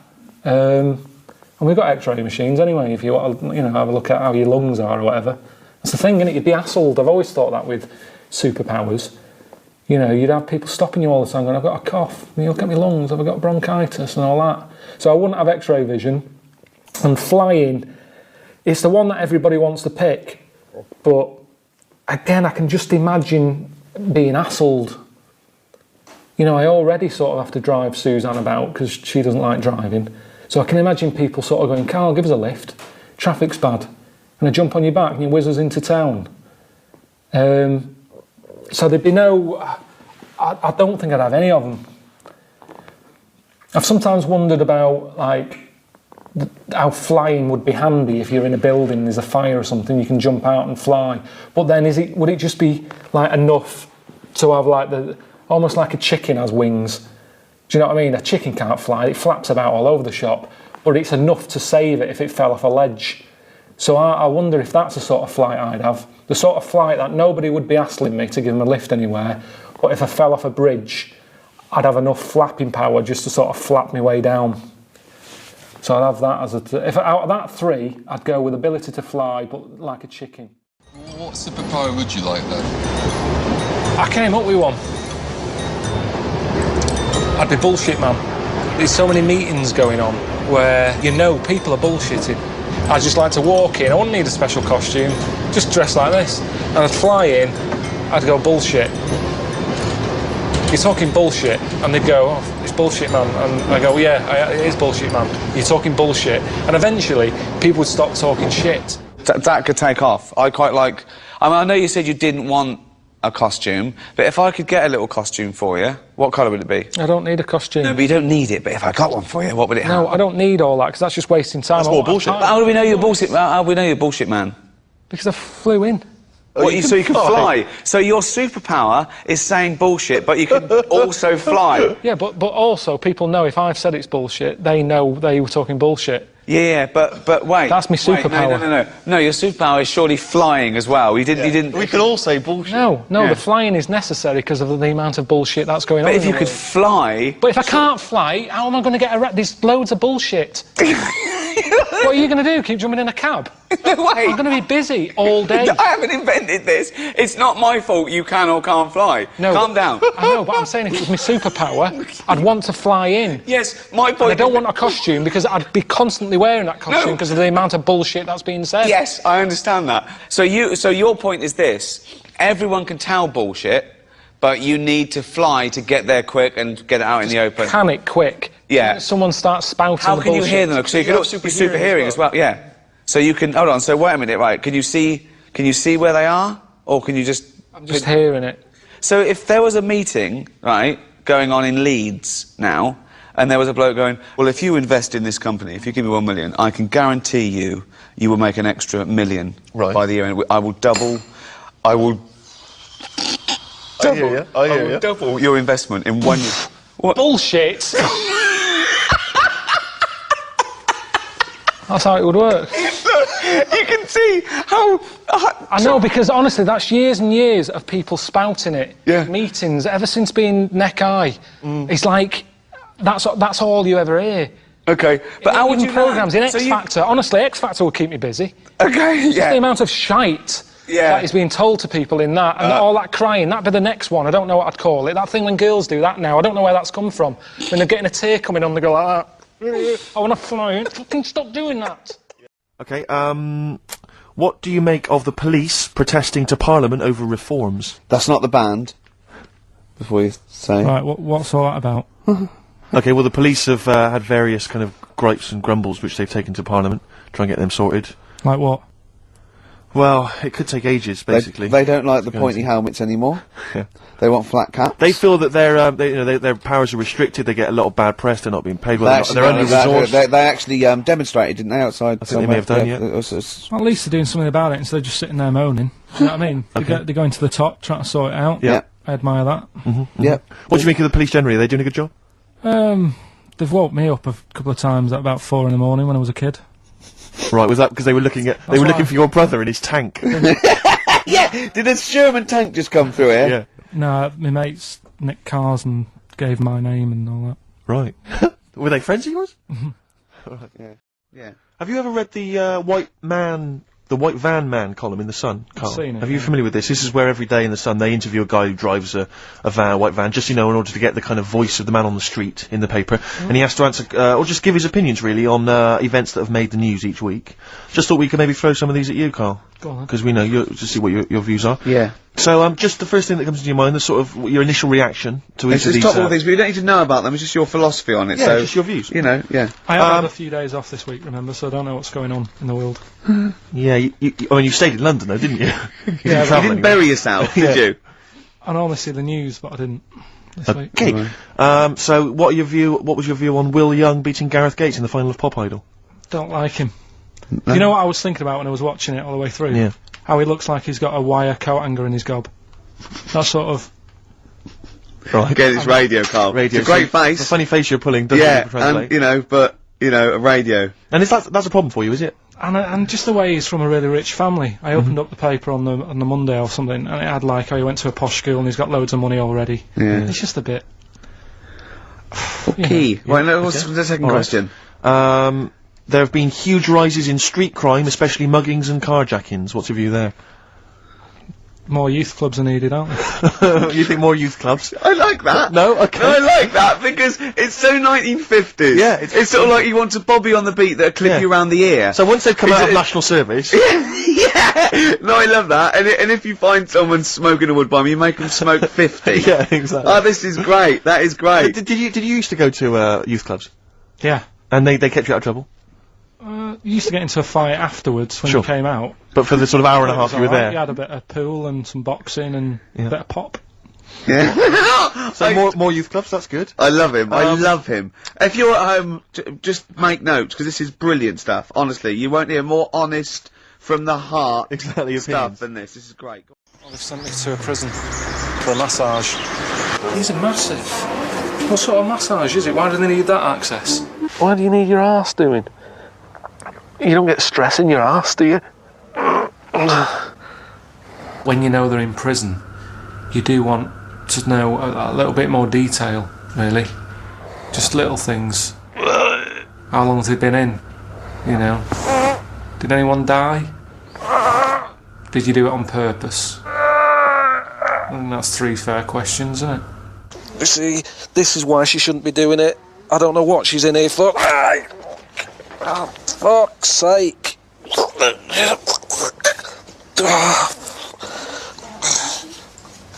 How come he's not getting this? Cheers. Anyone's watching this and they want to work in the beauty business and they're thinking, oh, I want to do massages and all that business. I'll go and whack someone on the head with a hammer.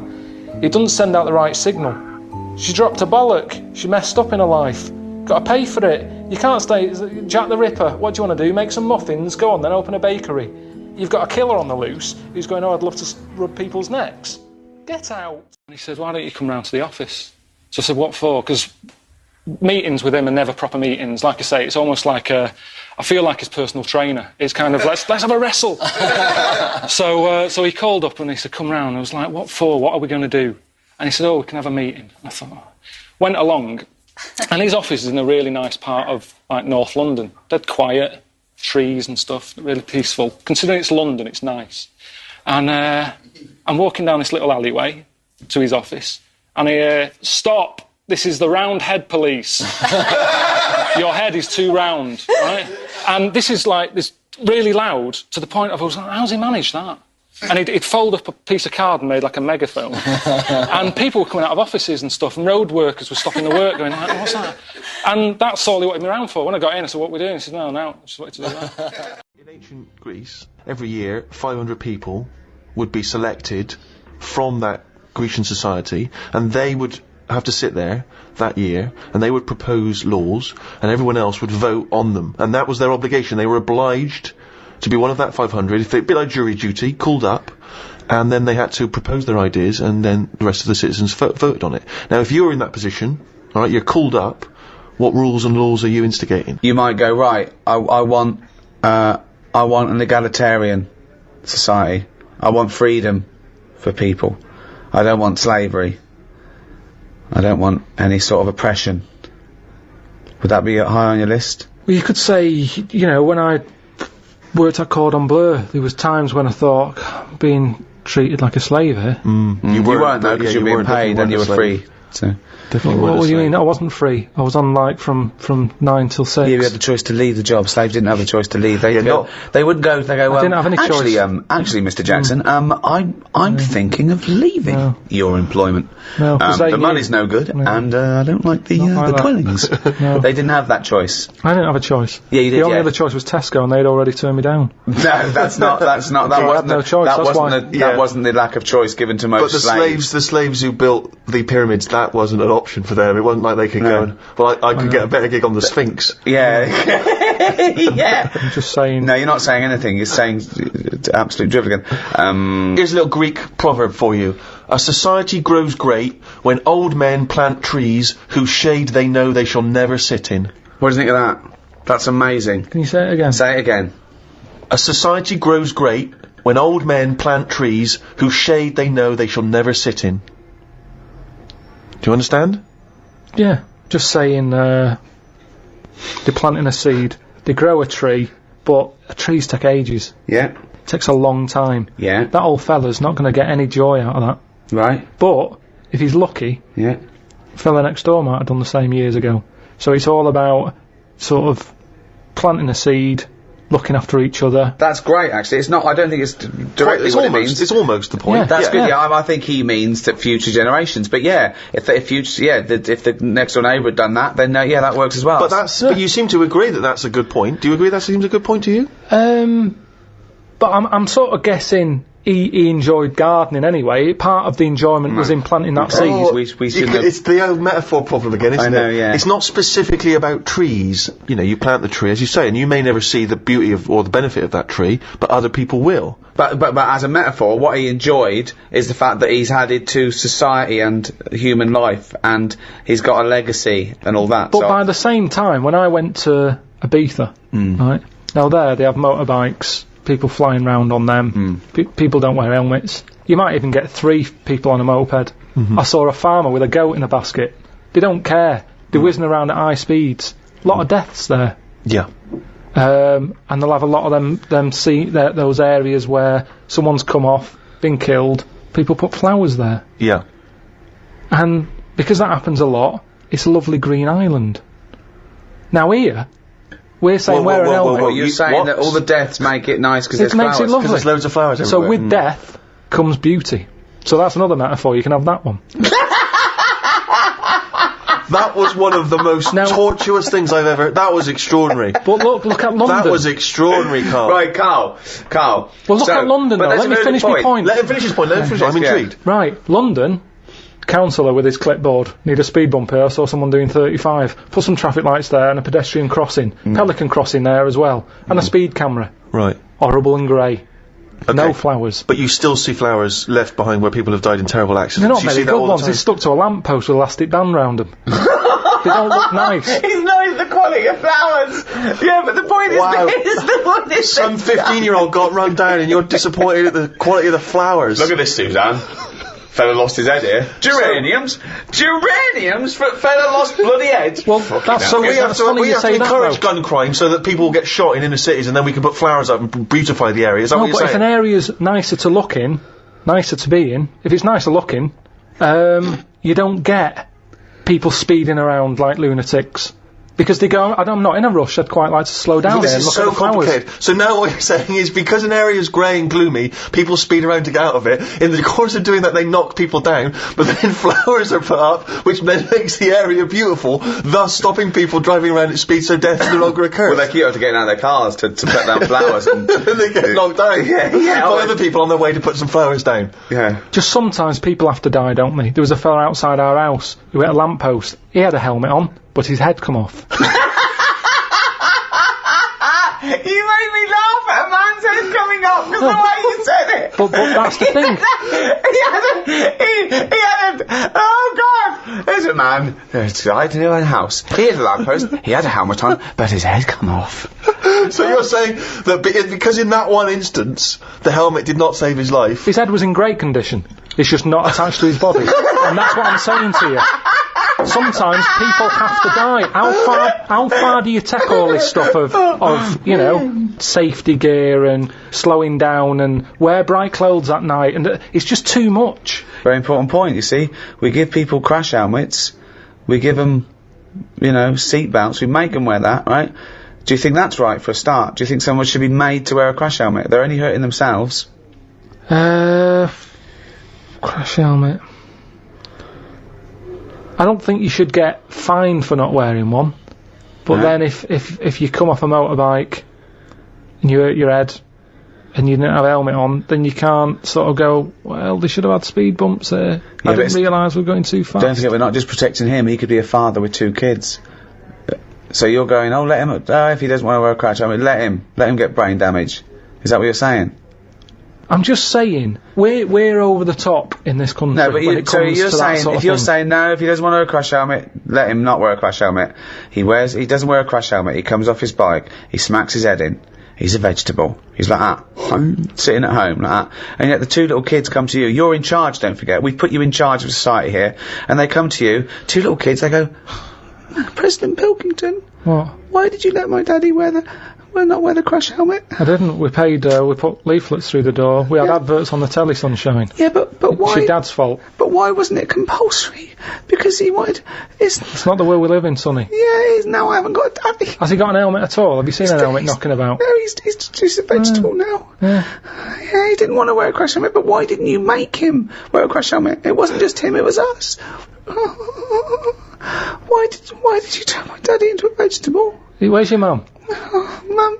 Mum left when he kept going on about not wearing a crash helmet. We'll put you in a home. I just think, you see, this is the problem. Everyone's looking for someone to blame. Yes, but this is interesting though because you were particularly callous to that little 4-year-old boy who seemed so sweet and adorable. Yeah. But why wasn't he giving this stick to his dad? Well, his dad's dead, he's a vegetable. He's dead, He's good as dead to him. His dad went within the law. It was not the law to wear a crash helmet anymore, because you said, forget it, I don't want a nanny state. I don't want... If you wear a crash helmet or not. He wasn't a responsible parent. He hadn't thought it through. But this is your job. Some people aren't responsible. Society keeps them on track. This was you were in charge. You should have made him wear a crash helmet. He had 2 kids. We've heard from one of the kids. What's the other one's attitude? Is he younger? He's a bit younger. Is he even younger still? Yeah. President Pilkington. My brother's crying now, because you shouted at him.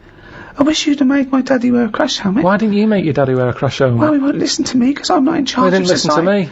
Yeah, He seems like a bit of a numbnut, to be no, he honest. did listen to you. What did he because do you made for a a new living? rule saying people don't have to wear crash helmets. Right. And he listened to you. Did he pop shoes on in the morning when he went out? Or did I need to be here to tell him to do that as well? No, there's certain Oh, things so he that has got just- some common sense then? Well, there's enough, yeah. Oh, right, interesting. So he can be bothered with his trainers, but he can be bothered with helmet. I haven't got a daddy. Jesus.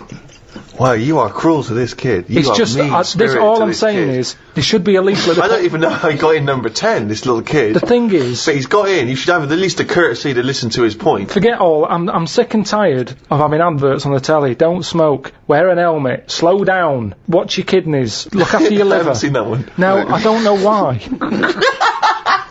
Why can't they just put a leaflet through saying, hello everyone, use your common sense? Yeah. That's all I'm asking. because- That's what I take Because out some as people president. don't have common sense. Everyone's Some got people common are sense. fucking idiots. Yeah, Well, it's not my fault That's then. why there's, that's Not why my there is fault. a government. If we let people, they'd be fucking idiots. They'd be eating turkey Twizzlers and fucking watching Big Brother and X Factor But they all are day. doing. They are and they're doing. letting their kids run riot in But the they street. are doing.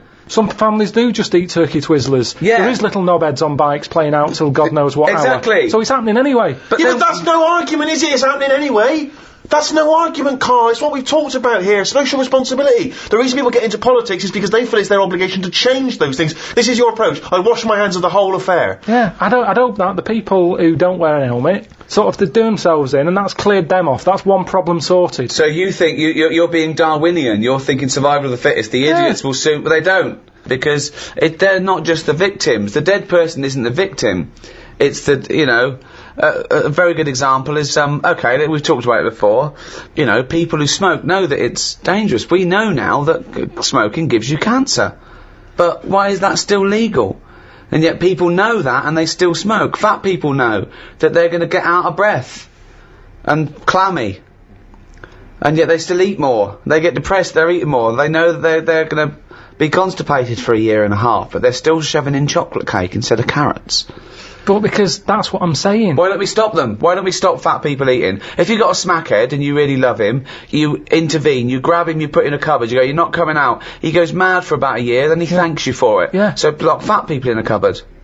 And just can't put get 'em carrots in. under the door. What? The thing is, there's got to be some Carl, responsibility. grab Ricky. There's a cupboard over there. You've got to take some responsibility, haven't you? Now, if it's your own fat kid, stick him in your cupboard.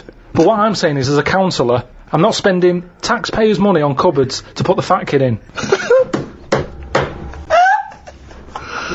So, back at the Chosen 500 in ancient Greece, right, you're one of them. What other things? I like that saying, the one about do to others as you'd like to be treated yourself. Yeah.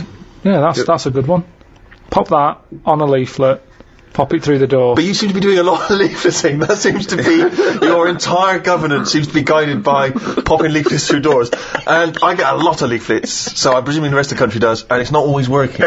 So maybe sometimes you've got to instigate something a little bit more strong-minded than fucking leaflets, my friend. Maybe you've got to make a couple of laws. You've got to stand every up. individual can go, how would I want to be treated? Well, I'd want someone to throw cake at me. Yeah. Because I'm a greedy bastard. I would want someone to steal my telly. I'd probably start on the way you look.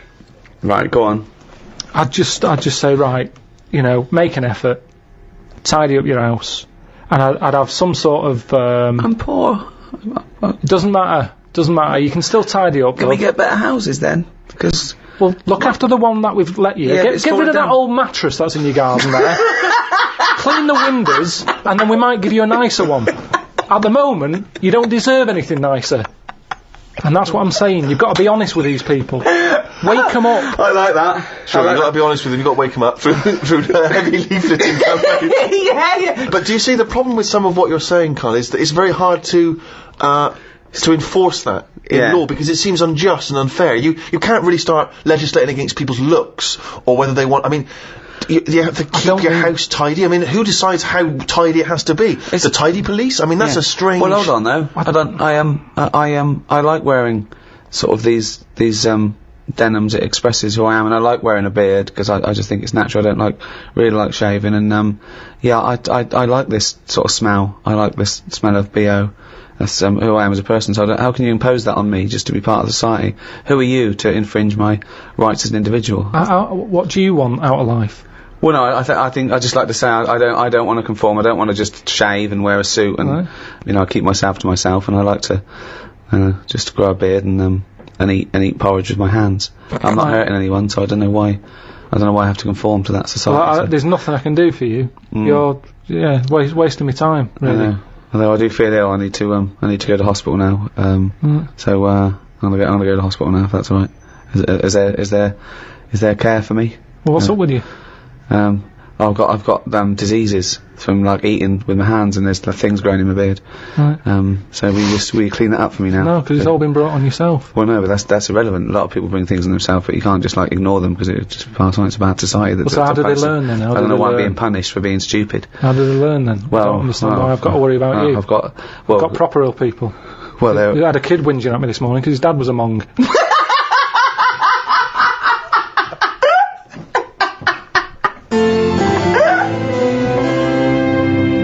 Obviously in China, you can only have one child, can't you? Is that something you feel we should bring in here? Yeah, I think we've got to, I don't know about one kid. I just sort of concentrate on who can have a kid. Okay. As opposed to, if someone's got a load of money and they're good at looking after kids, let Madonna have as many as she wants. But if it's someone who's... So social engineering you want to do Yeah, but hold on though. Well, what use are they then? If you're bringing them into a poor family, what's the point? What good is that for anyone?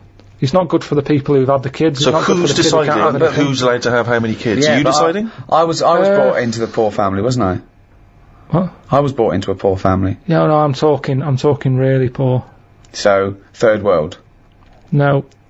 What, poorer than that? Poorer than no money at all? No, somewhere in the middle again. You've gone too far the other way. Okay, why has it always got to go the other way? Cornwall. I just mean like the people who I've told you about on the estate sometimes, who had that one who chased cars and stuff. He wasn't happy. They didn't care if he was there or not. What's the point? Right, so hang on, so let's imagine that Ricky and I are husband and wife, we've come in, right? What's your questions to us to establish whether we are allowed to have a couple of kids?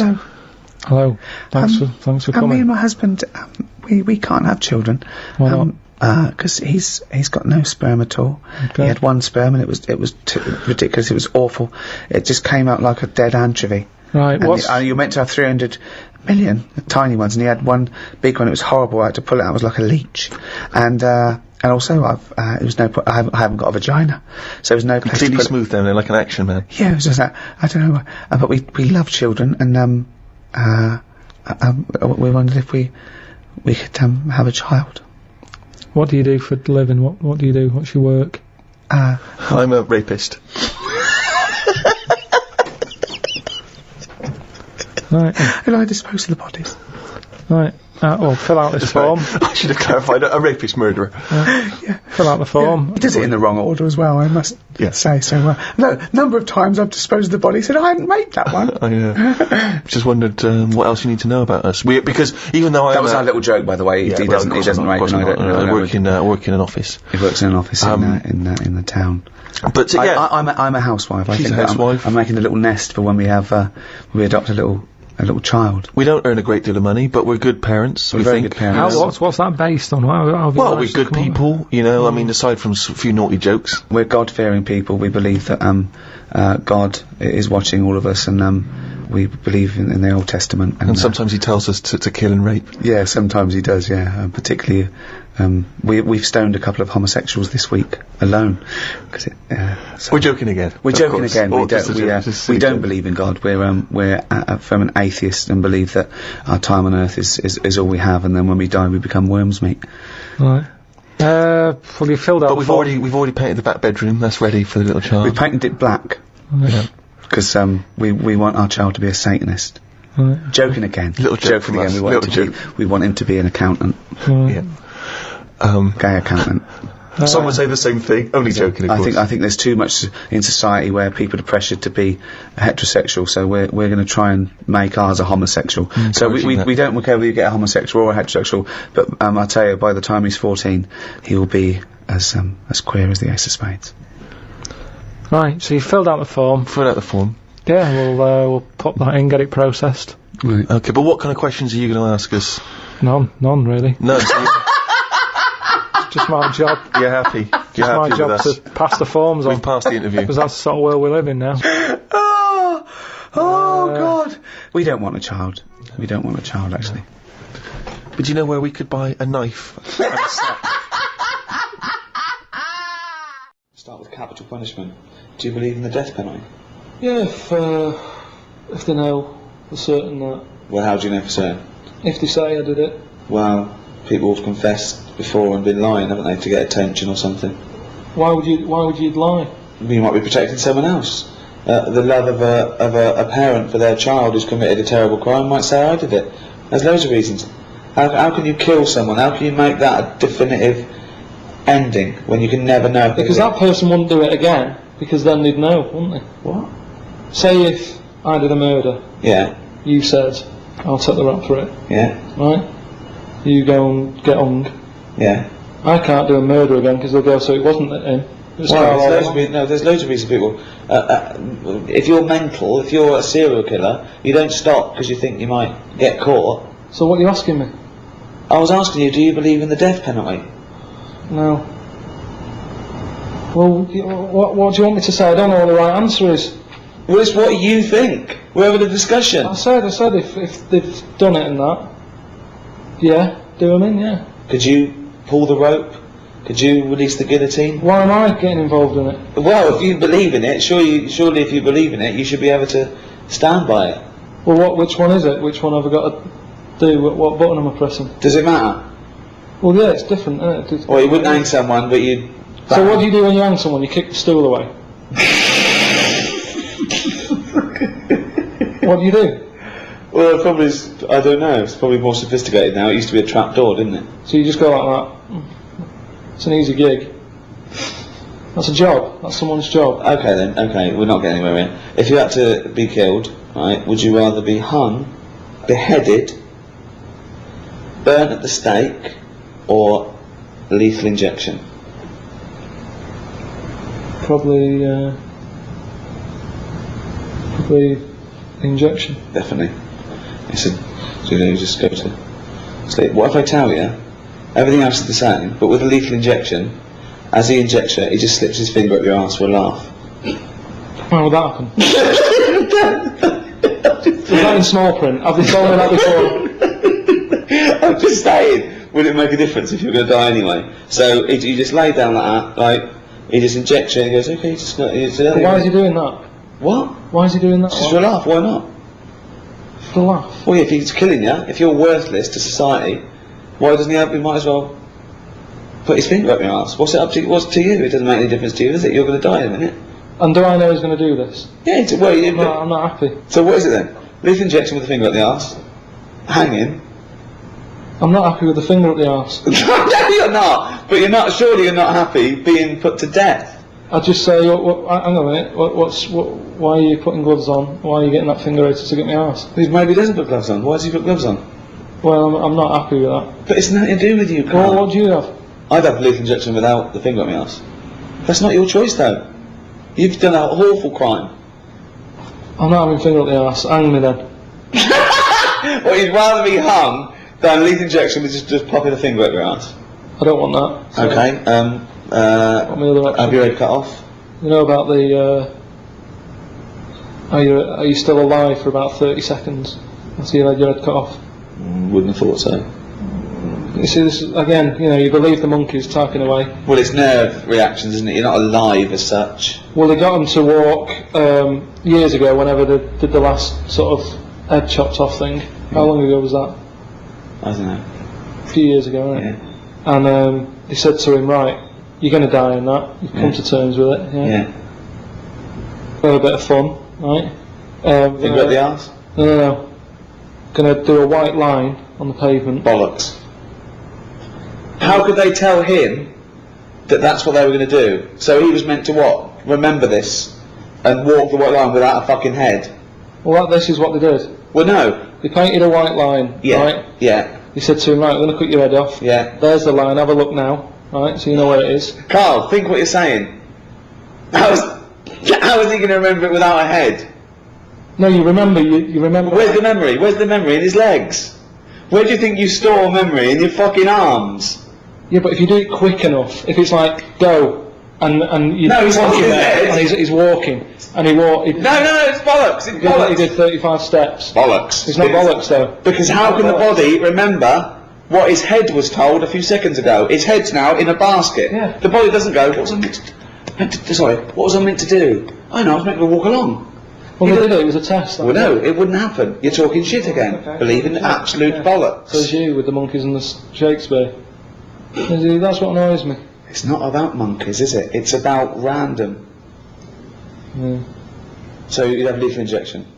Lethal injection, yeah. I think that is best. Now, big discussion about donor cards. Of course, there's no reason not to give your kidneys away after your death, to all your organs. They're no good to you, and you'll be helping life. It's perverse to me that you wouldn't want to donate your body to a worthy cause after your death. Medical research, whatever. You agree with that, don't you? Well, you know how I feel about it a little bit. I don't like the idea of certain bits. Why not? What does it matter? Just because there's certain bits that are really personal to you, aren't they? No, there's not. What bit is more personal than another bit to you? Well, like I've said, my eyes. They're my eyes. They see stuff I like. Yeah, now what happens if someone else has them and they start looking at stuff I don't like? I don't like the idea of that. But that's ridiculous, because your eyes they're just bits of tissue. Then they haven't got your but we don't know, because they've found out there's something called cellular something or other that I've told you about the person who had some sort of operation and ended up like in yellow biscuits. I've told you about it. Yeah, but that's bollocks. It's the same you thing told with us the about eyes. it, but I dismissed it as bollocks immediately. Not just because you said it, because it was intrinsically bollocks. No. But it could work the other way anyway, where the person who has my eyes starts, like, looking at ants and insects and stuff. I might carry on. Bollocks. Again, this is all bollocks. Got none of your memories, none of your thoughts, none of your reasoning, nothing of you, none of your personality. They're just a collection of cells that now have light going through them and making this new person see. They're a lens. They're a lens. That's all they are. So there's no reason why, you know, this was the crazy thing, isn't it, when people started saying that they wanted their organs to go to a particular race of person, and obviously that's illegal. Also, it shouldn't be the choice, really. I think you should have that opting out, that you have to say that you don't want your organs given after, and if you die, then they assume that those organs are up for grabs, because there's a shortage. So what do you think of that? Like I say, they can have certain bits. They're not having the eyes. I think that's fair. What, can they have the cock and balls? I'd prefer it if they didn't. You're saying no one's going to have my eyes or my cock and bollocks. What if the tables were turned? Yeah. What if someone said, Karl, you've lost your cock and bollocks in a terrible accident. It's alright, we put some flowers at the scene of it. It's brightened the area up. But, we've found a donor who's happy to give you his cock and bollocks. He's dead, but his cock and bollocks we kept on ice. Would you accept them? They're absolutely lovely match. Better than yours. Yeah. Bigger, younger. Yeah, go on then, I'll have them. You'd have So you would, you'd have someone else's cock and bollocks, but then you wouldn't donate yours to someone else. What about this? What if you discovered later, right, that the person who donated the cock and bollocks, right, was a sex pervert? was a homosexual sex pervert? I don't think, though, that I'd bother looking into the history of these cock and bollocks. It's not like, you know... You'd accept them willy-nilly, but what if you just found out by chance? That was his name. That was his name, willy-nilly. That was his stage name. And he'd come on and show him by chance? How do I find out by chance? What's the scenario They there? say, well, the doctor goes, I should tell you, I know you believe in a load of shit about yellow biscuits and bollocks like that, so I'll just tell you, in case anything goes weird, this was a sex pervert's cock and bollocks, so if you find that you're sticking these through letterboxes, don't worry, it's not your fault. It's where they wanted to have gone. That's, Would it concern you if you accepted the cock and bollocks that had a past like that? Yeah, because the problem is, it wouldn't be that bad if I had his eyes. Right. Why? because then I'm seeing what he wants to see, and that doesn't make any sense at all. But unfortunately, it makes no sense at all. The match is wrong. The eyes don't go with the cock and bollocks anymore. I don't know. So something's going to lose out here. Either the cock and bollocks, they're not going to get what they want anymore, or the eyes are going to be upset.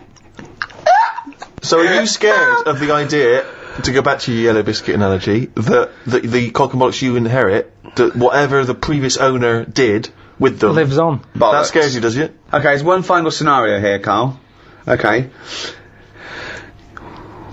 You haven't opted out, so your organs go to where they like. Now, unbeknownst to you, there's a big waiting list. There's a thing. They've got all your details, and you said, yeah, whatever. I don't want to know. You wouldn't want to know, would you? After you die, where it goes. You say, I don't, because you've said you don't want to know. If you don't know, you have a lovely life. When you die, they can go anywhere. They can do what they will. Okay. Now, unbeknownst to you, they have got it down. They've donated your arse, right, for use to a gay rapist with AIDS. Okay. So they are saving a life there. So when you die, they go, right, it's still warm, get that gay rapist with AIDS round here, because that's going to stop him raping someone and give him AIDS. He comes round, he's straight up there. He's shagging you, right? You're basically saving a life, right? We'll let him do that, right? Sorry, I'm confused here. What? Why is the gay rapist with AIDS got the arse? He's still connected to Karl. They've donated the arse, so when Karl dies, the doctors go, right, we're going to stop a terrible thing here. So the gay rapist can shag the arse? Yeah, he shags, comes round, he shags Karl, gets out of his system and goes, phew, that stopped me. Yeah. Right, okay. Right, so it's just Karl's disembodied arse on the... No, it's the whole Karl. Karl's dead? So Karl gets struck, he's having a heart attack, they go, free, clear, they go, no, we've lost him. At 10:01, they go, oh, he's a arse donor. And they go, okay, where's the nearest gay rapist with AIDS live? Next door, get him round here. They go, okay, the gay rapist comes round and goes, where is he? Right? He goes, there he is, right? So Karl is face down. Now they turn him over, they go, there's the arse, you got 10 minutes, then we got to bury him. I'm surprised you didn't know this guy was living next door. Right. So, the gay rapist gets on top, he goes, right, this is lovely, right? He's loving it, he's shagging you. Right, now, this is the weird thing.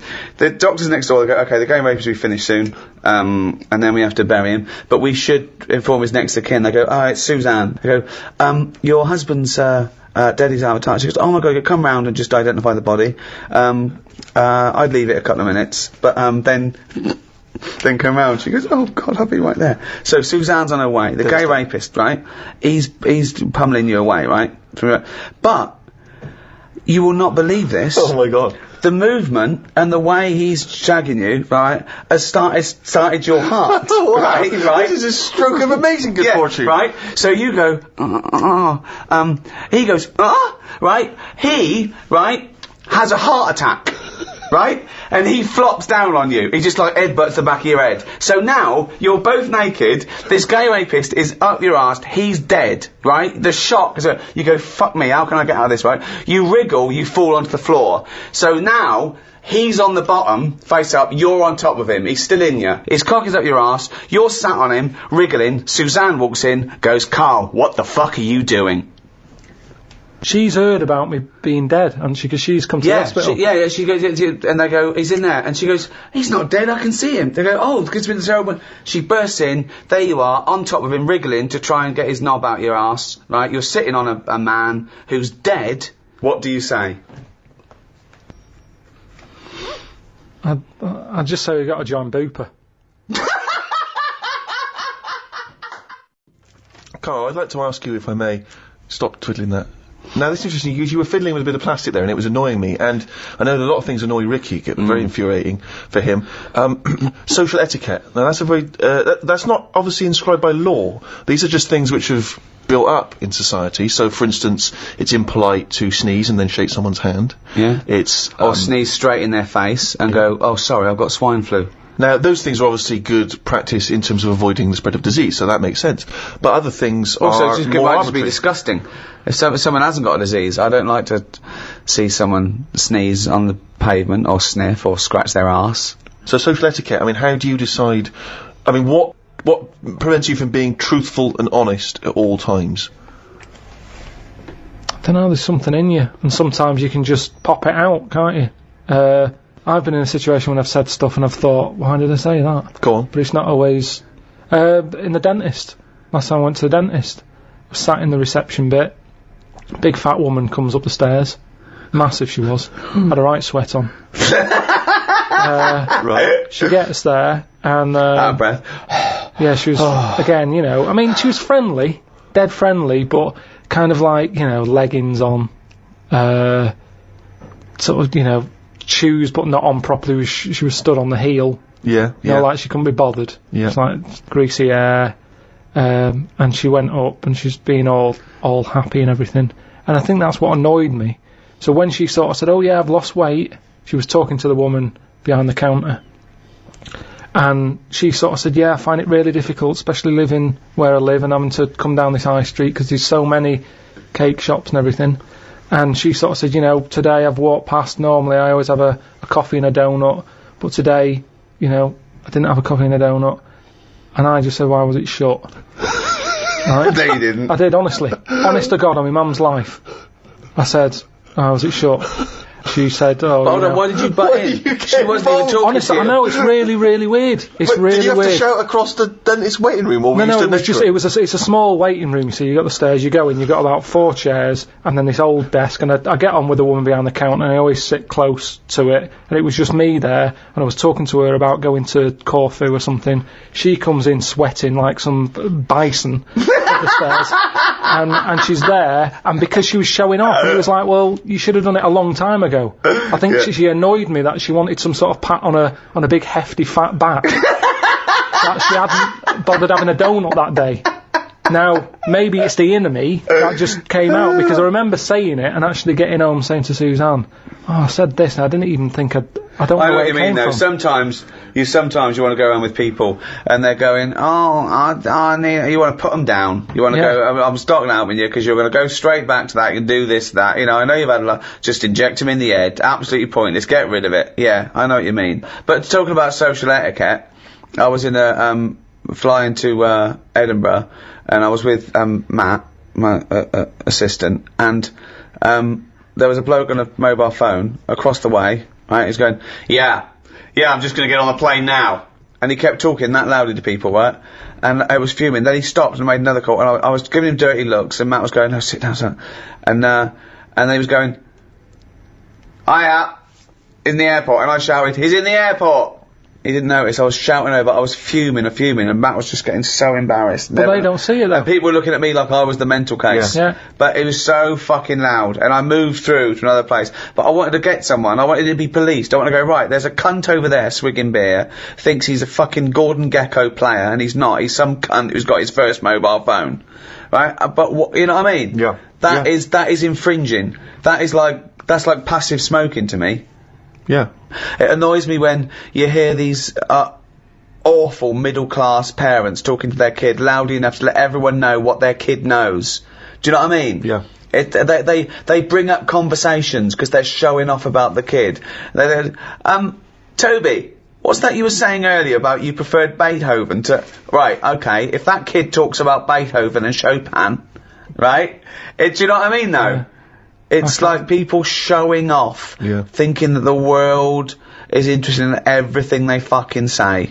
That thing about everyone's got access, which is fine, but it's those fat fucking morons on docu-soaps that go, I speak as I fucking think, you useless fucking blob of shit. Yes. Have an education, research, think, discuss, then offer your opinion. And stop your kids chewing on a fucking big ball of fat. Your leg. Got someone specific in mind there? Okay, it's not his fault. Let me have It's Not His Fault. You've got to save this. This has got to teach me something. It'll be an interesting story. Right, it's not his fault. This fella... What year? Ages ago? Olden times? I'd say in the 70s. Okay. Would you? Any evidence for that? And, Does he wear flares in the story? Right, Is that your reason? No, it's a bit like Yuri Geller, this fella, right? Where he's electric. He's electric. And, if he walks past the telly would fizz. Uh-huh. If he walked past the radio, it all goes like that. Ooh. His hair stuck up all the time. And he'd be having a bath and everything would be alright, and then the power would sort of switch on in his body, and the electric in his body made him jump out of the bath. So... What do you mean, so? What is that so? What does that so mean? You've given us nothing. You've given us nothing. You'd have to at least give us the scientific explanation. Yeah. Electric eels have 400 volts in them. Oh, is this the running away again? What was that one called? Yeah, but It's not his vault. But there's a reason that not his fault. It's not his fault. I thought it was going to be something about. I think we should do these the other way round. I think you should tell us the story and then we'll hear the pun. It's not his fault. It's not his fault. Right, let's leave it. Play a tune. Don't look at me like that. Oh, Carl, you're in a bad mood. The Coral, I'm all dreaming of you. Right, do the last one. Do the last one. Carl's saying we're never doing this again because we don't appreciate it. Yeah, Carl, you don't know how good this feature is, mate. Right, last one. Yeah. Stocking, Aitken and Waterman. Go on then, tell me about that one. What's that? What am I going to learn from this? Right, well, do you know the saying, put a sock in it? I like it already. Do you know the saying? Yeah. Right, well, do you know where it comes from? I assume it's shut up, so I'll stuff your mouth with a sock to shut you up. Years ago. Yeah. Sorry, am I right? No, not really. Ages ago. 1970s? 50s, Okay. I'd say. Do you know the old, I'd say. do you know the old gramophone? Yeah. With the big horn on it? Yep. Yeah. Right, well, those stereos didn't have a volume control on them. Right? So they'd be listening Oh, to so you the put a album, sock in the... and mute. you'd put something like a sock. That's a real one, you see. That's taught me something. That's good. That's excellent, Carl. That is the only one that counts, like chewing the fat, if they're true. I'm assuming they are. It works. It's of interest. I haven't got it verified yet, but that is educating Ricky. That's brilliant. I will say, the other two were more entertaining. So, you know, Do you understand the distinction, though, between that one and Electrical Man? And, or I've hit me head, I can hear you, Mum. Yeah. Can you see the difference, though? Or... not really, because when I read all three, I took something away from all of them. What did you take away from the Electrical Man? I just thought, oh, imagine that. Imagine how annoying that would be. But that's not education, is And it it's really? not taking anything No, but away. Think about it, right? We take our lives for granted all the time, don't you? You get up in the morning, it's like, oh, I'll get up and walk for a shower. Some people can't walk, right? Yeah. This guy, he can't even have a, you know what I mean? It's nice to have a bath, isn't it, when you got time on your hands and you can relax. This guy can't even do that. He might be alright for a bit, but he's not really enjoying it, because at any moment, it could strike. Yeah. So, he can't even do that. He can't comb his hair, because it keeps going a mess. Yeah. He can't watch his Nor can you. No, he can't. Does he fight crime? What does he do with his powers? Yeah. I think he just has to sit around, because he can't work with machinery. Right. Because he'll probably blow a fuse. Yeah, so he just sits around. Think about it, what can he do? What normal things can he do? Skateboarding. Going for long walks. Yeah. Put a wetsuit on. Well, he couldn't do that. Why? Ooh, water and electric. No, wetsuits aren't actually wet. They're dry initially. You just put a whole wetsuit on and walk round with flippers and A rub the wetsuit's toe. not like a dinner jacket that's like really wet. Well, all I'm saying is think. Do you know what I mean? Oh, okay. And what was the And other one the again? girl deaf for 4 years hits her head. Yeah. That's just. What have you learned from that? What is that? Well, imagine how happy you'd be. Remember that time when I nearly died when I choked on a Mr. Freeze pop? Right? No, tell us that one again. No, I told you, didn't I? Tell us again. Yeah, but the people will remember it, and then it's. They weren't listening. Go on. What happened? It was ages ago when my mum and dad used to go out shopping on a Friday. 1970s? Get the food in. get a week's load of food in the cupboard and that, and we'd, you know, they'd come in with all the food, and we'd all be like, oh god, you know, there's no food left on a Thursday really, so we'd all be hungry on the Friday by the time the food got in. I love that! And That I'd they be wouldn't like- eat it. I imagine him like jackal puppies. Yeah. Just like licking your parents' mouth for food as they come through the door. So they come in from the supermarket, they're emptying the box. Our kid had got some biscuits and what have you. Frenzy, just a feeding frenzy, like pigeons. I grabbed the Mr. Freeze pop and knocked it back really quick, but it wasn't frozen, so I knocked it back so it was like a liquid, and it went down the wrong way, right, and I was choking, right, and I nearly died. It must have been about, how long can you go before you die? A couple of minutes to do Right, it. I reckon about 1:50. Right, I was really close to dying. How do you know you were close to dying? Me, Did your life flash before you? No, but I just was like, There's loads of instances of him eating pops. Yeah, exactly. I just said 40 of those. whatever, right? What do Anyway. you think you'd see if your life flashed past you? What do you think, which elements would stand out for you, do you think? What? Start now, go back. What do you remember? What's the first thing you remember? As a kid. Yeah, just anything now. Being in a hall and having our dog licking my face. That's your earliest memory? Yeah. Okay, what's the next one? Right, next one's probably being at primary school with Lindsay.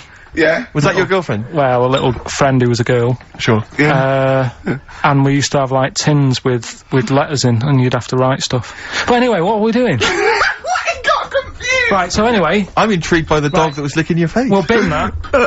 We won't win that! No, it's a great feature. I just think you need to be a little bit more careful about what you consider to be education. Gone All funny. right, I fell over. Alright, well, We'll work on it next week. Play a tune, and what have you got for us? Because we've got a big competition. We've Come got on! to do the competition. We've only got 25 Yeah, well, come on Don't then, worry quick about then. it, Carl. Do Play a something, tune. play We'll a come back with tune. Rockbusters. What are we playing? Let's play a bit of Tupac. What would you do then if you landed, right? Supposing, we all land, right? We're shipwrecked, okay? There's no food around. But there's a chance we might be saved, like, in a few days. We just gotta stay alive just for a few days. Okay? Steve offers up his penis. For what purpose? Well, it's already, you've torn it in the plane crash anyway, it's hanging off. You go, okay, listen, lads, let's eat this. This will go 3 ways. I should be so lucky.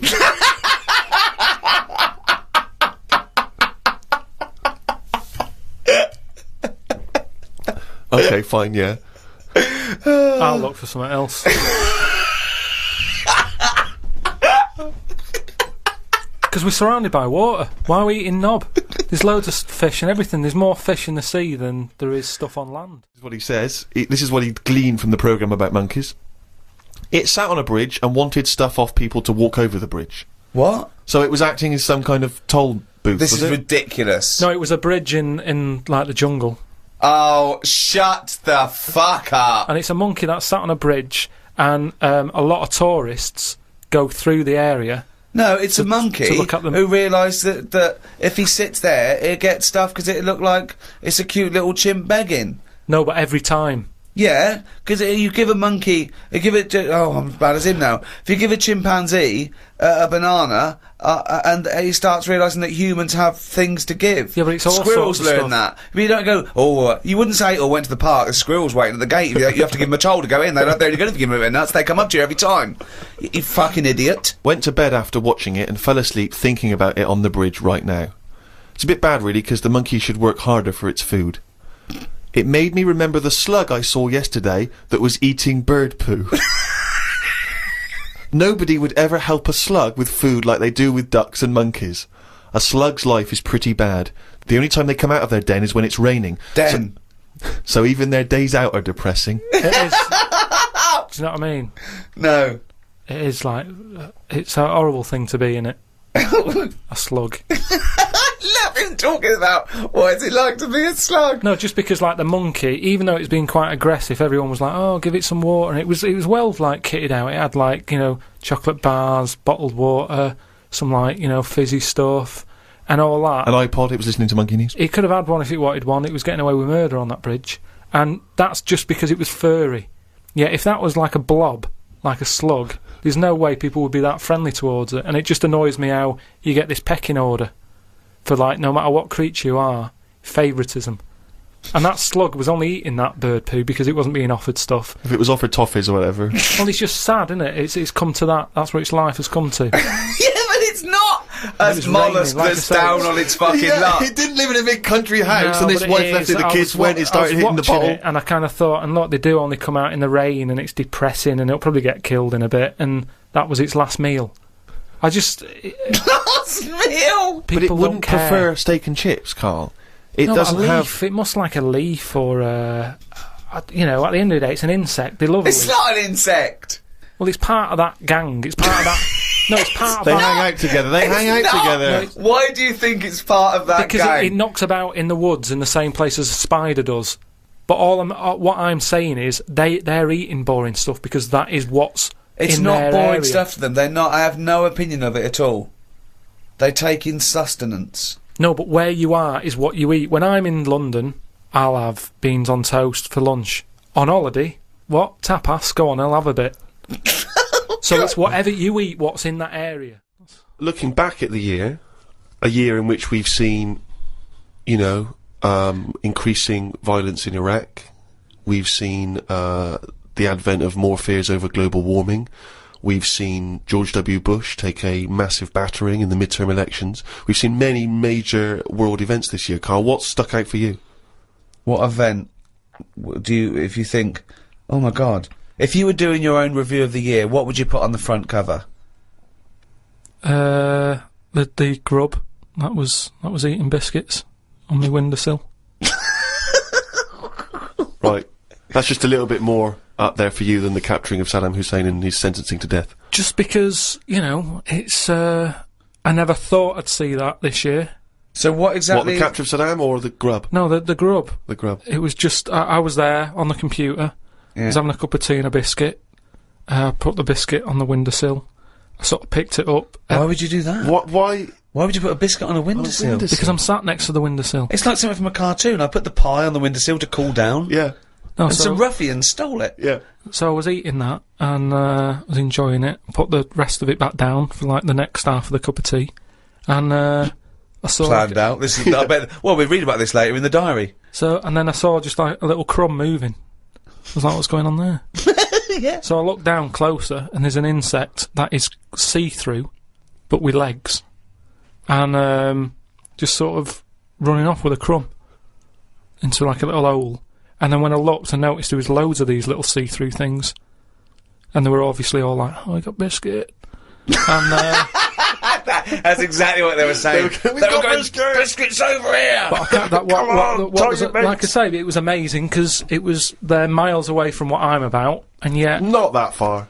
but they still like a bit of biscuit, and it was just weird that happened. I never thought that would happen in 2006, and that's You never thought that would happen in 2006. that's what's nice, isn't blown it? That's his what's mind. nice about the the nature of the world. You know, we can invent iPods, we can bring out better vacuum cleaners, but at the end of the day, you can't make nature up.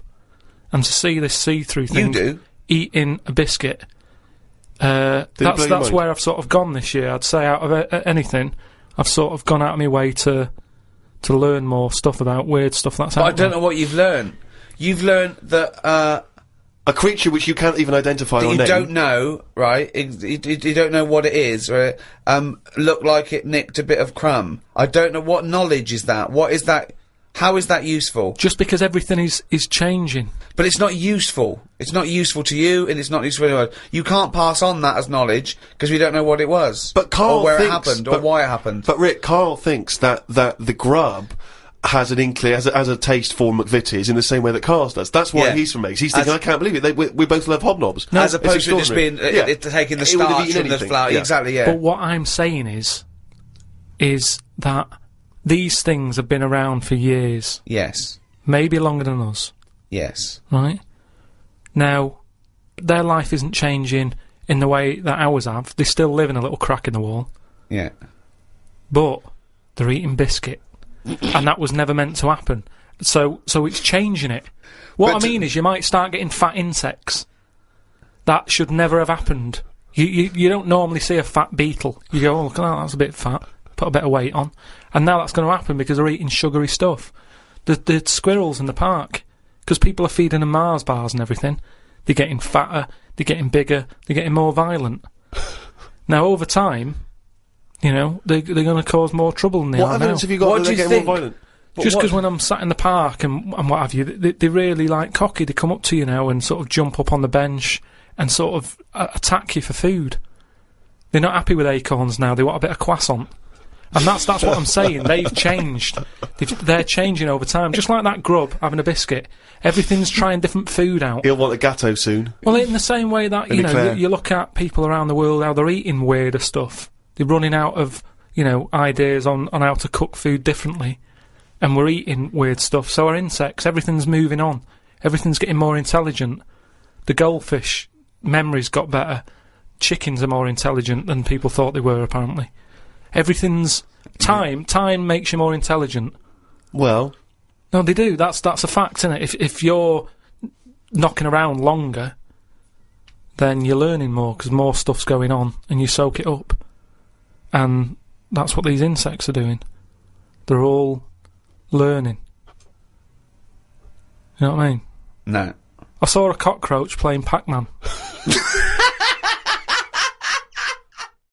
There was a picture on the, when I was on the plane coming back from here, there was a picture of this new luxury hotel. It'll be, I think, $10,000 a night to stay there. It looked extraordinary. It was a hotel, and the best rooms were built under the water, under the sea. Wow. So it was the best hotel we've ever seen, but surrounded on all sides by glass, and out of it you could see the sea, the sharks, the fish. I don't think I'd like that. No? But that, again, that's just one of them hotels where it's over the top for over the top sake, innit? Like where they have 12-course meals. Well, just have 2 but make them bigger, rather than dragging it out and there's the first course. You know, a couple of snails. Yeah, it's just for me all that is. Don't eat a snail. Don't have one snail. Eat one big tortoise. If you want slow food, don't have loads of little snails. Here, there's a giant tortoise. Tuck into that. Feeds 10. But it's what you were saying before. When you start having to take a risk with food, like the fish that can kill you if you eat it, don't bother. There's apparently a delicacy in Japan, again, someone could verify this, where they eat a live little octopus. And it can stick to your throat, because it's obviously fighting for its life. I mean, good. Again, you don't need to eat a live octopus. What are you thinking? How cruel is that? Well, how fresh do you need your food? it's not, do you know what I mean? But I always remember this story when I was a kid about, some bloke who, a bit sad, this story, but weird. He had, throat cancer, right? And his doctor said, carry on with your life, right? It's not gonna be that good, but just carry on, but don't eat meat. And he was like, I love meat. He's like, yeah, but just don't, have your veg, plenty of vitamins and stuff, keep yourself strong, but don't be eating that anyway. He was fed up because he loved his meat, and his wife was feeling a bit sorry for him one day, and thought, I'm sick of him looking fed up and that, all he wants is some meat, for God's sake, give him some meat. So she goes to the butcher's, gets him a big piece of, like, steak and what have you. He can't believe it, he's like, oh, brilliant, cheers for that. Anyway, he's got the meat on his plate, just about to tuck in, and the cancer comes out from his throat. What? No, I know, it sounds really weird, but it's something that I was told about years ago when I was growing up. What are you talking about?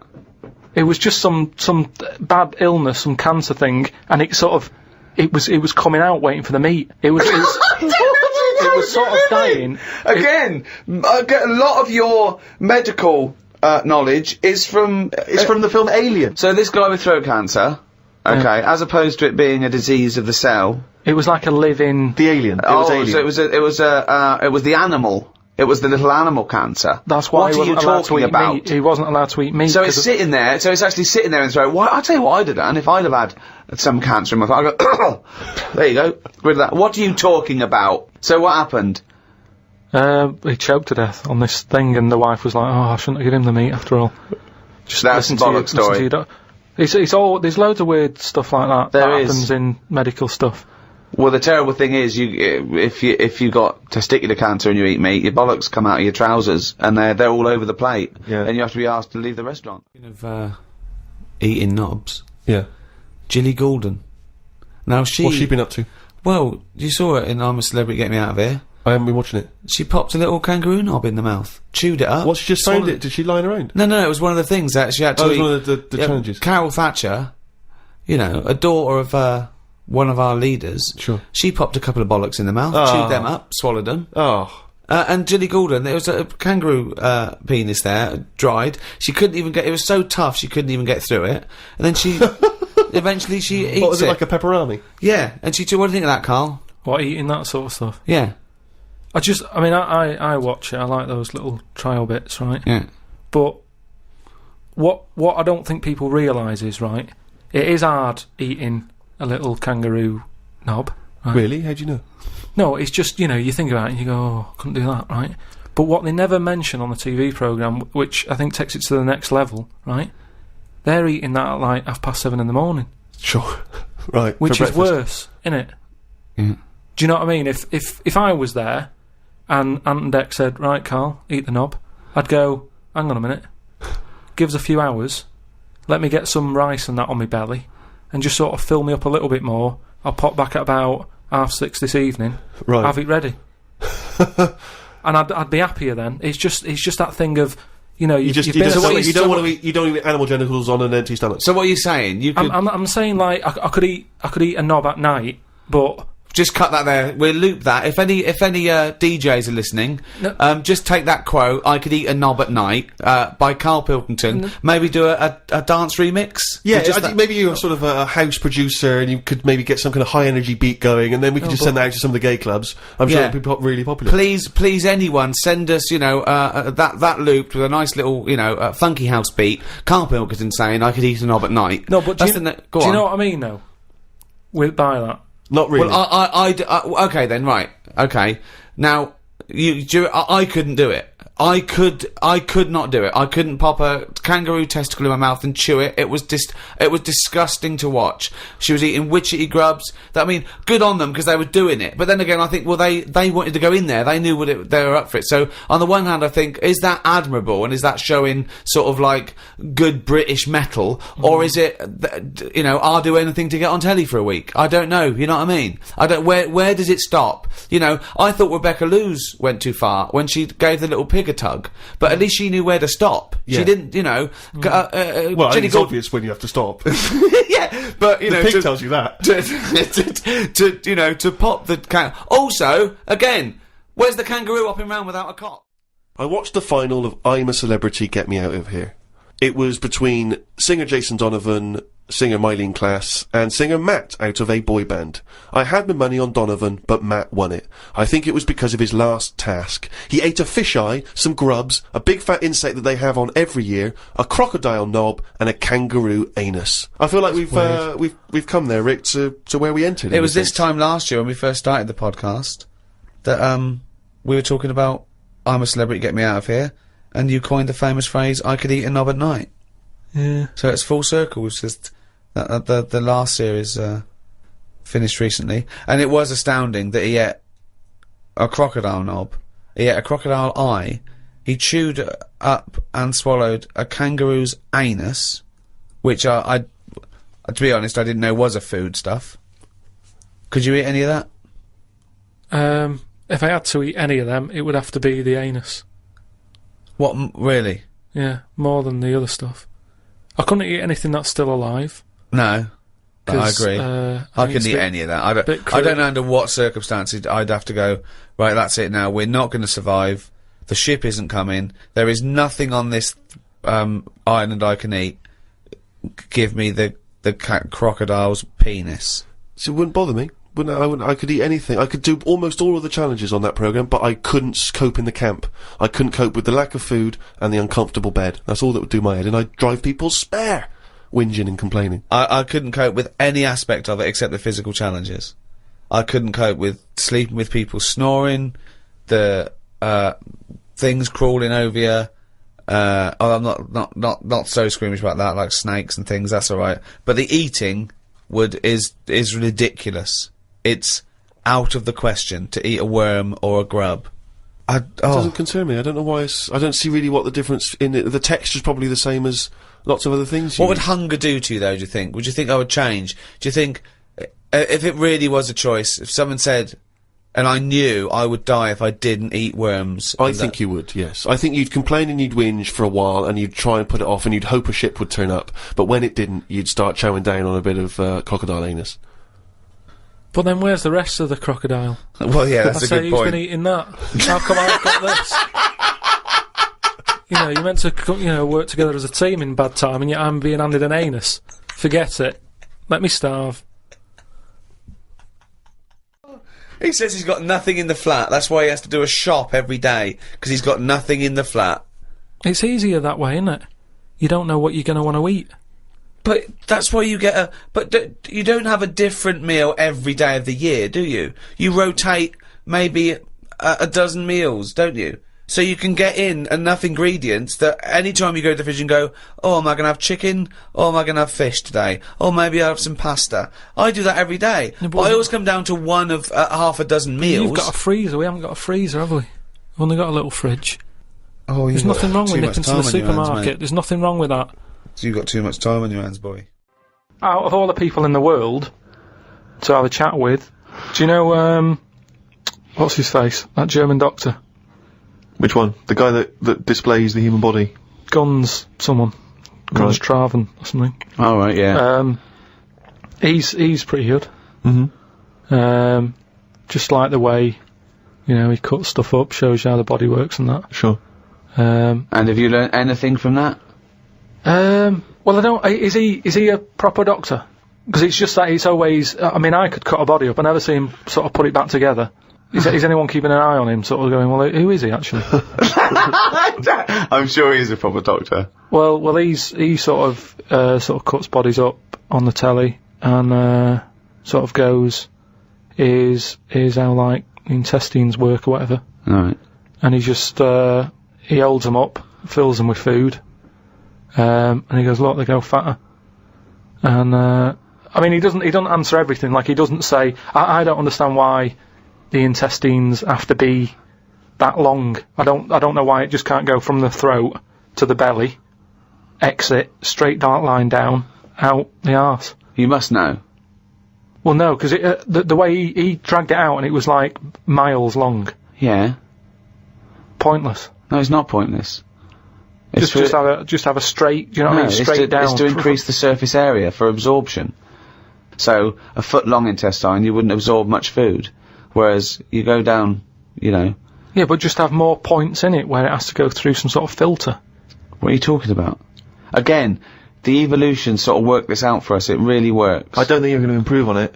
In your mind, some kind of kerplunk style. No, but what I mean is that's probably that long because years ago they were eating dinosaur, and that might have took a lot of indigestion or something. I don't know how chewy it was. It might have been quite fatty, dinosaur meat, and it needs to go through all that. Now we're eating like yogurt. So I mean, we don't need anything that, you know, is doing that much work anymore. All the food is mashed up. Auntie Nora, right? All her food is mashed. Right? She doesn't have to chew anymore. She's got teeth, but she doesn't need them. And that's how. She's got teeth, but she don't need them. No, but that's how we're moving on. She could have her intestines removed then. Well, no, but this is what I'm saying. That would sort our other problem, wouldn't it? We're changing everything all the time, aren't we? Educating Ricky? Yeah. Do you want to do a bit of that? Well, the clues are coming in furious. The answers, I should say. Yeah. So go on, and this is what... Yeah, Rockbusters is well underway, Carl, don't worry, you've done your work there. Okay. Right, come on. Right, Educating Ricky. This is my favourite bit now. You're just going to tease us, aren't you, with 3 headlines, if you No, I'll choose one, and then we got the other 2 as well. Yeah, that's the way it works, and at the end of it, you learn some stuff. Like I say, I'm struggling a bit with knowledge. Yeah. At last he confesses. Yeah, go on.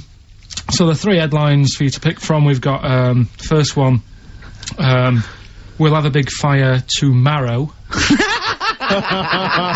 I got a feeling there's some vegetables involved. Yeah, go on. Maybe. Second one, he's a bit of a nuisance. Okay. Right. And, third one, I'll bacon in the morning, if you're sick of having me here. Oh, that one. I'll bacon in the morning if you're sick of having me. Right, I'm having that one. That's brilliant. Right, well, it's a saying. Do you know, cold shoulder? Giving someone the cold shoulder? Yeah. Alright, if you have someone round at your house, and, you know, you try to get rid of them, and they're hanging around and stuff, and you're like, oh, I wish they'd go, I'm tired and that. Well, years ago...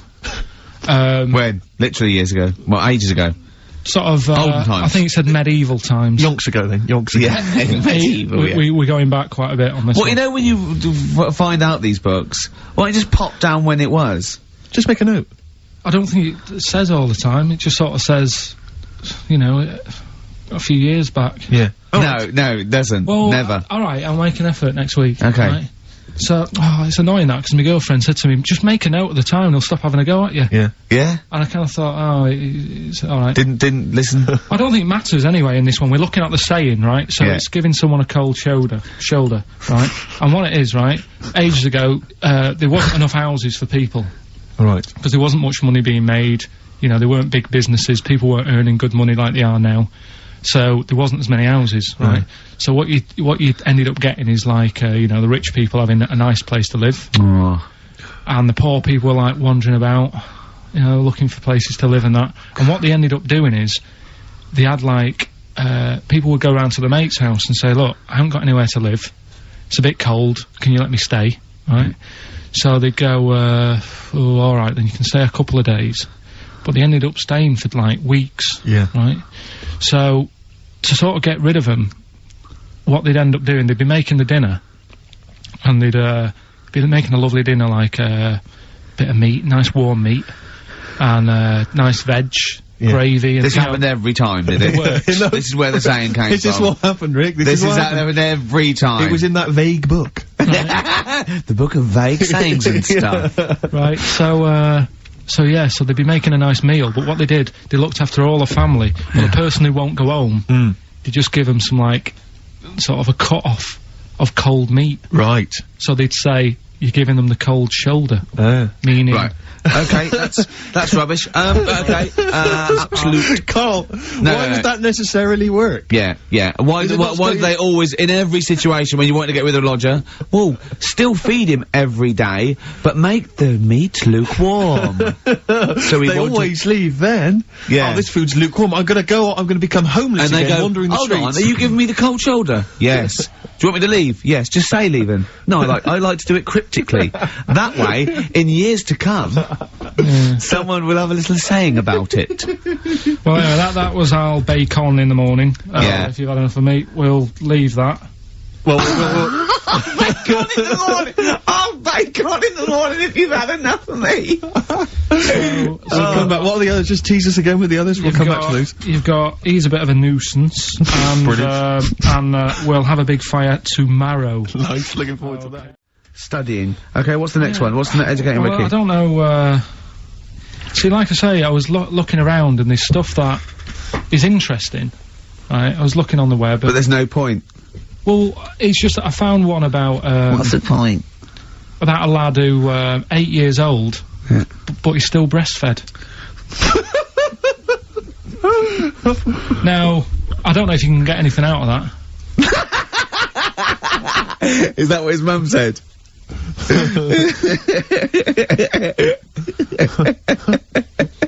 What do you mean I don't know if I can get anything out of that? You don't need to. No, it's just that, you know... Where did you read that? That was on the internet. Oh, well, yeah. You're always unspecific when you mention it. It's just it was on the internet. Well, I'm trying to think what I put in. I think I put in Y to see if I'd confuse a computer. And then, Go! You are... No, I did no, honestly. I did a search, put in Y, and it came up with funny things that, like, why is this person doing that? Why is that? And it had a picture of this 8-year-old lad, sort of, you know, on his mum's nipple. And, it was saying, you know, is this healthy?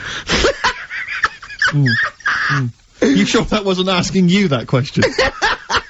What? I put in Y just to confuse the computer. Like the computer go, what do you mean? Yeah. Stop it! Yeah. So what would you do there, though, just to sort of wrap that little thing up? What would you do? That lad loves his mum's milk. What are you asking me to come up with? No, I'm a just... title for the story? No, it's just what would you do? Right. What do you mean, what would I do? Well, it's causing a bit of a problem in the area. Right? What area? In America, I think it was. Oh, America are a problem, are they? George Bush is worried about this kid who's breastfeeding at 8. Imagine it like this, right? Right. No, so Carl, what are you asking me? About this spurious story you saw on the internet? I saw it on the internet. There's an 8-year-old lad, he likes his mum's milk, and it's saying, is this right? Should it No, be it's going not. on? But what do you want Ricky to do about it? It's not his responsibility. Yeah. No, but the little town that he lives in, they're all causing an uproar, right? Going, this isn't right, you know, I can't let my kid play out in case he's in the garden with his mum getting a bit hungry, right? So, oh, God. What should they do? Because his mum's saying, well, he likes it. Yeah. And he, you know... what do you do? I don't know the laws. No, but I'm not asking you to sort out the laws. I'm just saying, if you lived in that neighbourhood, what would you say? If you went up to him and said, look, everyone's getting a bit fed up with this, look. I'd say, what would I do? What do you mean, what would I do? What are you asking me? Right, it doesn't matter. No, what are you asking me? What are you asking me and Steve and the public? I'm just saying, say if you live next door to this woman. Yeah. Right? The kid's hungry, 8 years old, he's out playing on his bike and he goes, Mum, I'm getting a bit peckish, and he goes, alright, son. She whops one out. And he starts having his milk, right? You live next door, you're putting your washing out, and you see this going on. You're getting a bit sick of it, because it's gone on for months. 8 years, I assume. Why is it your business? Why are you such a nosy neighbour that you're concerned? What would you do, Carl? Let's turn it back on him. Yeah. What would you do? What's your solution? What would you do? Well, I thought I'd say, right, why are you doing this? And she'd say, because he likes it. And I go, alright then, put it in a bowl first. And you think that would sort that out? No, because I was thinking about the whole thing, right, and you do that when you're a baby, and everything's alright, innit? Yeah. No one bats an eyelid at a little baby having a bit of milk from its mum's breast, right? Yeah. You'd almost say it was natural. But you grow out of it. It's like, you don't see. It got me thinking about things you don't see. And you don't see. Did you put this into a computer? Show me things you don't see. What else don't you see? Well, you don't see, like, an old man having a Twix. You never... So what? You know the terrible thing about all this, Steve, is he's right. You don't see an old man I eating a know, Twix. that's a terrible thing. So what they have got, right, they've made old man toffees, haven't they? They've come up with Werther's. Is that a song? Oh God! You don't see it. No, listen now. So they've got their Werther's, right? Yeah. Look at him! You think he's giving a lecture at Oxford? It's not going anywhere. No, go on, sorry. Go on. I'm just saying, right. You grow out of things. Yeah. And the old man, I'm sure when he was a kid, he'd have a Twix. Yeah. But now it doesn't look right, so he's having... It doesn't look right! So... Right. I don't think Werther's originals were specially designed for old people. I think they were sweets that just happened to have been made for years. That's why old people eat them. Yeah. They didn't go, hang on, there's a market here. I've noticed old people aren't eating Twixes. Quick, let's make some old man sweets. But the little advert, he gives it to his grandson as well, doesn't he? He goes, I have a Werther's original. Oh, I think it cuts though before he throws it back in his face and goes, get me a Twix. And a damn curly-whirly, Grandad, you old fool. Song's a phrase. What it is. Song's a phrase. We took a phrase from the show last week. It was, there's this airy Chinese kid, right? Yeah. Today, we're going back to the good old line of, about you never see an old man eating a Twix. Sure. Right? How long is that? No, you'll never see an old man eating a Twix. You'll never see an old man eating a Twix. It's not as many as you think, though. It's not that many. Well, how is it not that many? Right, well, first of all, anyway, don't worry about that. I think there's about 5, I think. Hang on a minute. Oh, God. Why do we leave him alone to do this, I don't Steve? understand. Do you know what I mean? It's like, I'll tell you what, we were flying them. Six different songs. 6 different songs! That's a lot to get, Carl. But what happened is, I couldn't find a song with Twix, so we've changed the chocolate. Oh, this is rubbish. We're not doing it. We're not doing it. No, you've got to be punished. We're not doing this. Do it next no, week. you'll like No, shut up, Carl. No, just no, we're He's not put a doing lot it. of effort in. So what? You're right. He's got to do it right. He's got to do it right. No. There's too many. We said too many. It's not. He's changed the thing. It's not a one-off phrase. It's ridiculous. No, it's If absolutely only, pointless. Rick, if only his parents had spoken like that to him sometimes in the past, Do you know maybe what I mean? we wouldn't Right. be having this discussion You're not now. doing it. Come on. No, we're not doing it. Steve, what do you think? I'll tell you, we've got the prizes, but I'm Yeah. not even going to bother giving. I'm not even going to no, bother. no, I think we'll just share them out amongst right, homeless. Absolutely. No. There's troubles in the world, and I'm not going to let you faff around doing nonsense like that. No, well, it's ridiculous. Well, let's do it for No, this let's week. play a beautiful song. Now, Carl, the big question, as we know at the moment, is whether we're going to let you do songs of phrase or not. Rick, I should tell you now, mad. there has been a flood of. Oh no, there hasn't. Sorry, I was thinking there'd been a flood of emails, but it was people agreeing with you, Rick. I know Tony Blair has been trying to get through. Yeah, exactly. I'm just checking the emails. No, there's absolutely nothing supporting you, So Karl. no one gives a side either way about No, well, that's not then? fair. There were a couple of phone calls, weren't there? One was the guy saying you should. I think the other one was you, Karl. Was it phoning from the kitchen? Can we do it? Can we do it? Right. No. If you don't like it, we won't do it next week. But you the fact that I've made it. I don't know why you did that. I thought of lots of stuff that you could do. You chose one where you have to have 10 words and 6 songs to choose. You haven't got Twix. I don't know what you've substituted Twix for. Okay, I mean, I've got to say now, I'm going to sit on the fence here. I'm quite intrigued. Okay, right. What have you substituted Twix for? Well, I can't tell you. Because you can. No, I can't, because people have to listen to it and work out. All right, let's just hear it. Let's hear it then. No. They know what they have to know what the word is. They have to tell what the song is or the artist. I prefer just to play it. No, you've got to tell them what it is because they might not even know what word they're I think looking you should for. let's hear him out, Rick. Right. Please, Right. democracy. That's what we're fighting for. Come on. Right, have you turn them up? Right. Okay, I've got the headphones on. Go on then. Okay, so right, hang on. The phrase originally was You never see an old man eating a Twix. right, and we're trying to identify a number of songs which you've used to make up that phrase. And you email in xfm.co.uk/Ricky with as many as you can get, and whoever gets the most right can It's win some so stuff. complicated. This It is is so not. complicated. Right, here we go. I'm baffled by the email address. I couldn't What figure was that the out. email address again? xfm.co.uk/Ricky. Right. Right? And there's some link on there, is there? That Yeah, that you just press and it comes through. Brilliant. And that. Right, here we go then, right?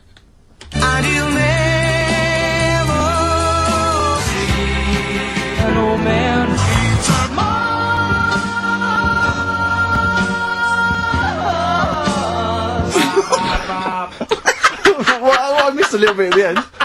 Let's hear it again. Mars, ba ba ba. Let's hear it again.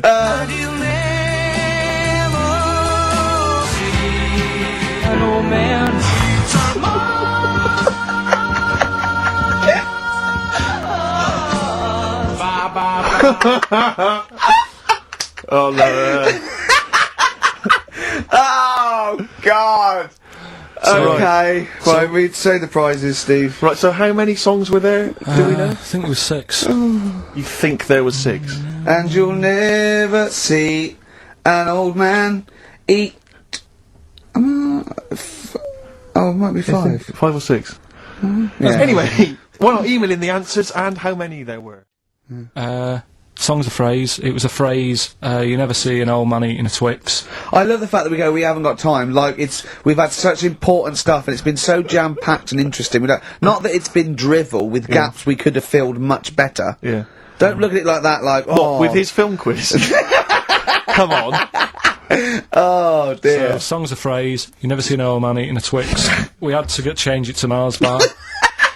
Here's what we had. Jerry and the Pacemakers. Echo and the Bunnymen.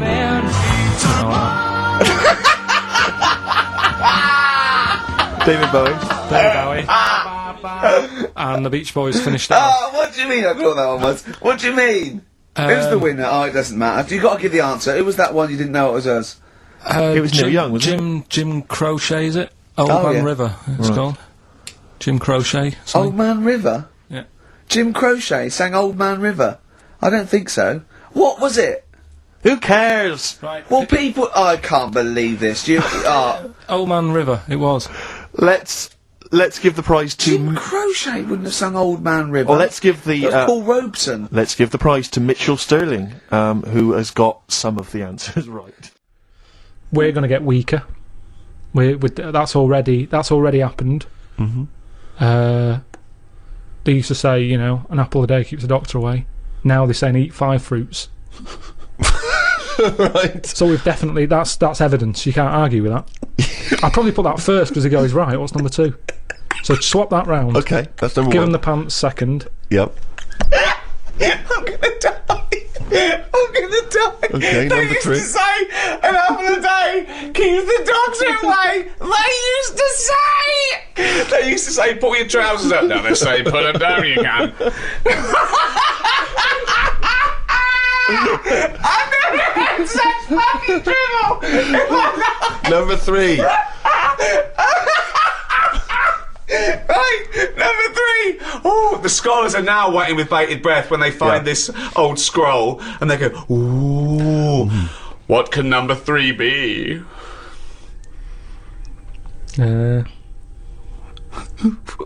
I reckon we'll blend all our food. Oh God! No, because thought he was going to make a point about race. When he said, I never thought it would be. We'll blend all our food. like they do for babies, you mean? I just think when you think about all the stuff we eat now, cavemen chewing on big lumps of meat. Yeah. We had wisdom teeth. Yep. Now they say, "Oh, take them out. You're not using them." Yep. Why not using them? Because your food's soft. Yep. Sorbet. Yep. Soups. Yeah. You know, everything's softer, Just isn't it? When you those get an two, but avocado, they say, "Is it soft?" Everyone's squeezing the food before they buy it. Yeah. No one wants anything tough. Yeah. So I think chewing is a sort of It's a thing of the past. We haven't got the time to chew. Everyone's like, "Hurry up, eat that." You don't have to go out for dinner with Ricky. He's like, "Hurry up." Like, I'm still eating Well, it. he does blend his food, I think. I mean, you've seen me dancing. How would you describe me? I think that you look like isn't an albatross, isn't it? So you look like an upright lizard, right? Being given electroshock treatment, and I think that's a lot fairer, isn't it, than the albatross nonsense? Well, so I'm just trying to picture that, because again, I was that a compliment? You were on my side, right? You were defending me there. A cross between a giant lizard and a stick insect. Again, because they don't sound straight away. They don't sound like compliments, but I'm assuming you're on my side here. Stick insect with funny glasses. Is that? Again, I thought I was thinking you were perhaps being a touch more supportive, but you've not really. Karl, you've seen me dance. What are your views? It's just like a bit of weird art. That's brilliant! That is brilliant! That's so much better than albatross! I wouldn't have said an albatross. I was looking at one of them the other day, and I don't understand what they mean by that, because they're dying out. They say, you know, they dive in the sea. Oh, it's gone. Yeah. Something happened in the brain. It went from the point we were making via an albatross, then it just shot off. It just ping like a pinball. Well, let's hear, because it's going to be another good point. No, it's just saying how, because I've never seen one, and they were saying, how would you feel if you never saw one again? And I was like, you know, I've got by this long without it. It's not bothered me. But it was just sort of saying, what they do is they dive in the sea, sort of put their head under the water, see if there's any fish knocking about, grab one, get out again, right? Yeah. Go to land. I don't know if they're designed to do that. Well, obviously they are. No, because seagulls are, because you see them floating about. Now, what's happening is, they're doing that, but getting caught in nets. Well, that's it. The net shouldn't be there. That's the point. They're totally adapted to their environment, but we came along, millions and millions of years afterwards, and stitched them up. It's not like people are going, well, the nets were always there. How did they evolve without getting caught in the net? We invented the net. We've only been knocking around for a few 100,000 years. But what I'm saying is, it's that thing about animals learn by mistakes by other animals. You know, like the monkeys peeling potatoes. Right. That's never happened. They go and put nuts in the salt water to salt the nut. Whatever. How does that get to peeling potatoes? Because in your head, they were working in a canteen. Making chips. Yeah, definitely, yeah. It doesn't matter what the food is. I'm just saying how they know how to sort of prepare I that love food. the fact that you don't care what the fact is. When you're discussing facts, that's all that matters. Otherwise, on Mastermind, they just go, who wrote Much Ado About Nothing? Dickens? Yeah, close enough, whatever, someone did. The fact is what matters. Yeah, but with that question, that's got a straightforward answer. What I'm telling you is the way that animals work. If it's a potato or a nut, it's a foodage.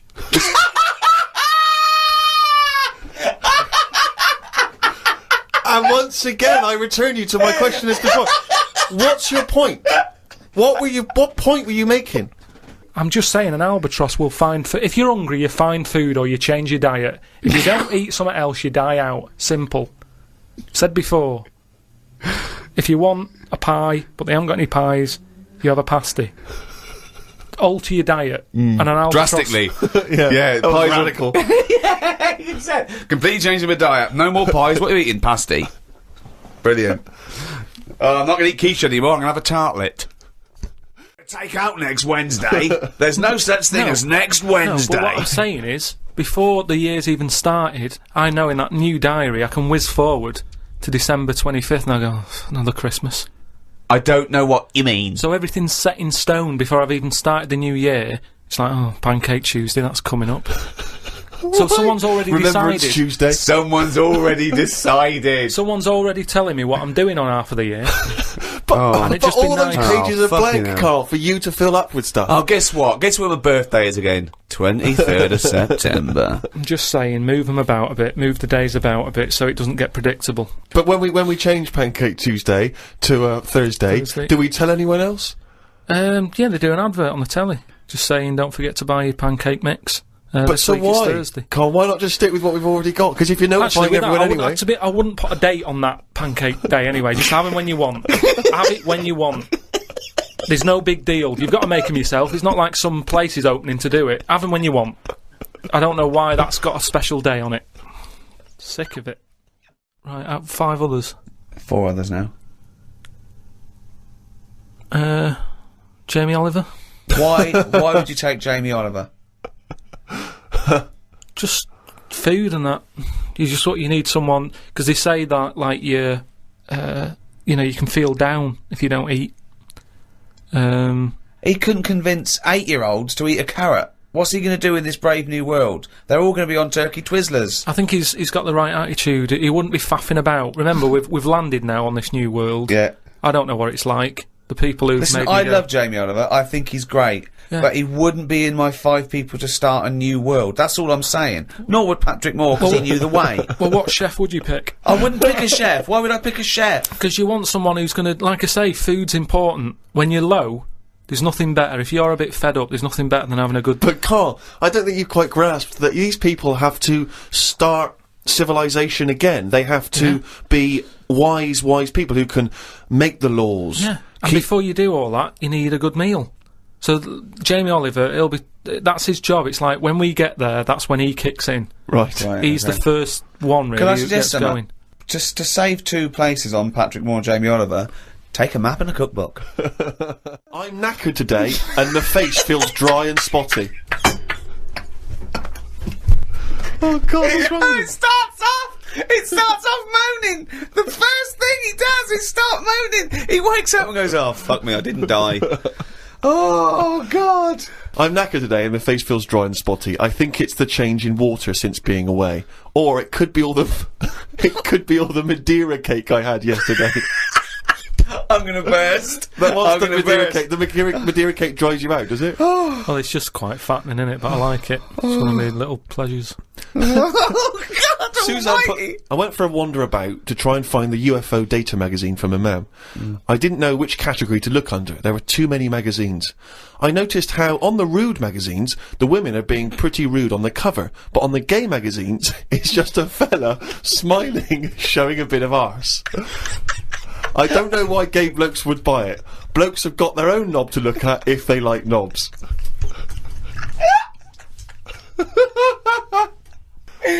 Why were you looking at the gay magazine? No, I wasn't. It's just... Oh, you were? No, I You know, you noticed studied them. Yeah, because I was you've looking written for UFO data. I don't know where they put it. I don't think you find evidence of other worlds down men's pants. Yeah, I don't think you want to boldly go where no man has ever gone before, Carl. I had no luck trying to find the UFO data magazine. I will try some other shops. He writes UFO data magazine every time. He can just put UFO mag. But No, but it You wanna be reminds me. right. You wanna It's be sort of- specific, If yeah. I write stuff down, it means that I remember it more. Sure. So, still looking for it. Got some posts from Oxfam. They're flogging animals for Africa again. They've got new animals in their catalogue now. They've got donkeys and alpacas. Donkeys 50 quid, alpacas 20 pounds. I don't know if this is a special rate or if I could get one from a mam. She's been saying how they've been missing having a pet since they had the cat put down. Sorry, you don't get it. If you buy that for someone, you don't get it. Yeah, but they're not bothered where they're going. Yes, as long they as they're do. getting Of course the money. they don't. They don't deliver them. It's not like they're in a warehouse wondering, people thinking, I hope people buy this. They're going to put them out there. They're. But at the end of the day, 50 quid's 50 quid, and they're not bothered. If they're Right. sending an alpaca to Africa, Yeah. and I'm saying, can you get one to London? To them, that is less hassle. Right. Carl, that's not how it works. You can't just go and say, oh, I'll have one of them. They're not bothered. It's for charity. Carl, of course they are. You can't buy an alpaca for 20 quid. Christ almighty. Plus postage and packaging, they're big bastards. Read about a pub that is getting some stick because they've stopped a horse going in. It's been the horse's regular for ages, but there's been some new owners who've taken over the pub, and they said they're serving fresh food and don't want a horse in there anymore.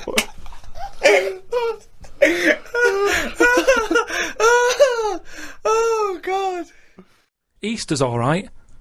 It comes and goes. Do you want an egg? Not really. Don't have one then. You're not forced an egg. You're not forced an egg. I like Easter, and everyone can afford an egg. There's no one being left out, whereas Christmas, everyone, like, goes back to the family and they have a big meal and all that. And there's a lot of poor people out there who can't do that. So it's more of a... If you're going to talk about religion and, you know, the religious sort of occasions, Easter's one that I'd keep. Yeah, it smells more Chinese-y now, doesn't it? Sort of sweet and sour. Good, isn't it? Is that dead? Yeah, that's dead, isn't it? Are they dead? Are they toads? So I don't get it. Are they alive in that bag? Yeah. Why aren't they legging it?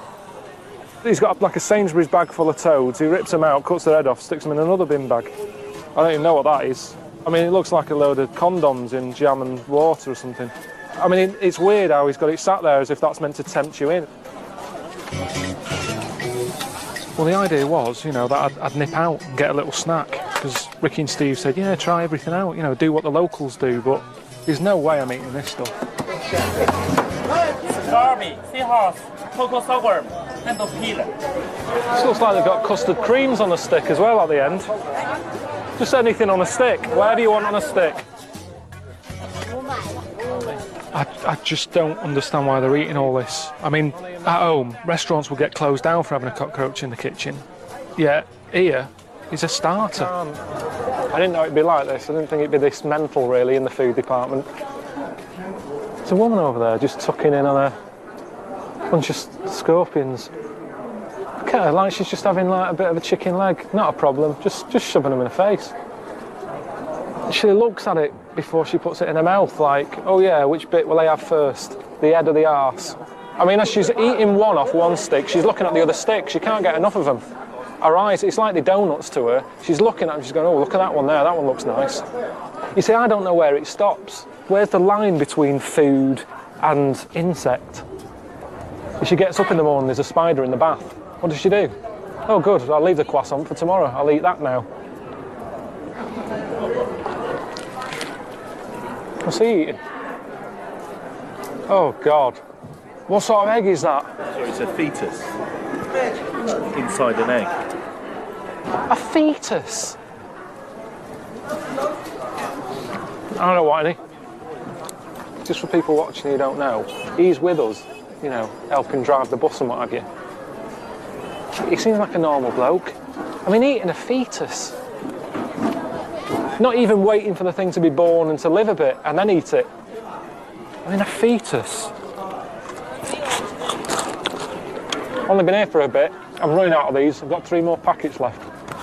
But, you know, the weird thing is, I'm the freak here, aren't I? Everyone else is eating that. I'm eating these. I'm the odd one out. You've seen some pretty grotesque things, like that fella there who was your driver in China. Oh, man, this is incredible. Look at this lot. Thank you. She's all right. What's he having over there? Good Jesus. Does he know it's not all in one piece, that noodle? Are we in a race? I didn't realise... I mean, what... Why is he in a hurry? I'm in his van. Should I be getting a move on? He's meant to be giving me a lift home. The suction on that. It's just 1 minute it's there. It's like opening an airplane window. Just all sucks out.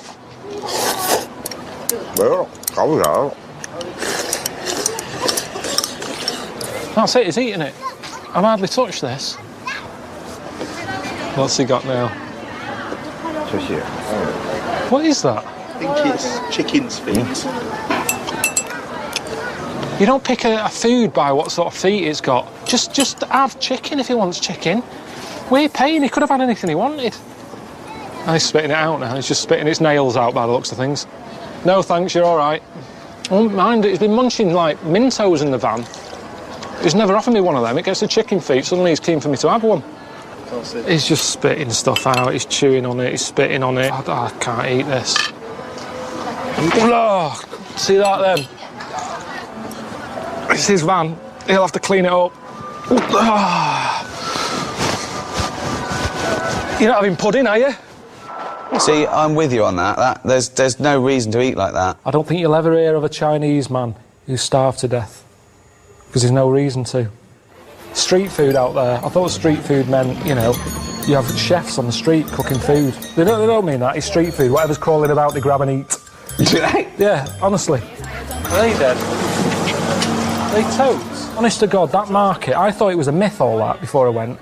I thought they don't eat weird stuff like that, because there's no need.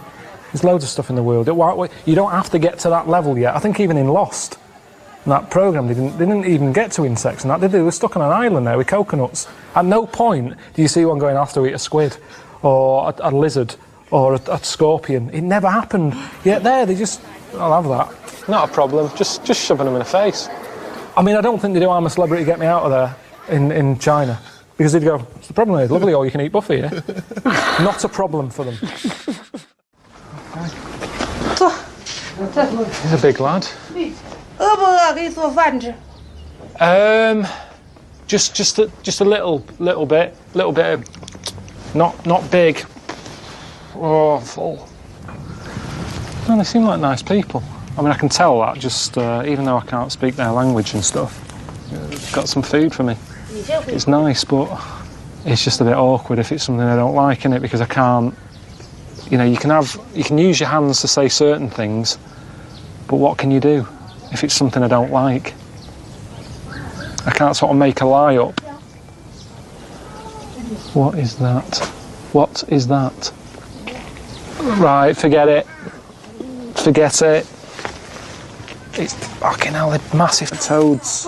Yeah, it's toads in a carrier bag. Oh, I looked at the wrong time. I didn't really want to look, but when I turned around, it looked like she was having a wrestle with one. And I heard like, so I'm guessing the toad wasn't winning. And then I've been told it tastes like chicken, so I should just eat it and think, yeah, it's chicken. It's just nice chicken. Why did she have to cave its head in out here? Why couldn't she just do it inside somewhere and then I'd eat it?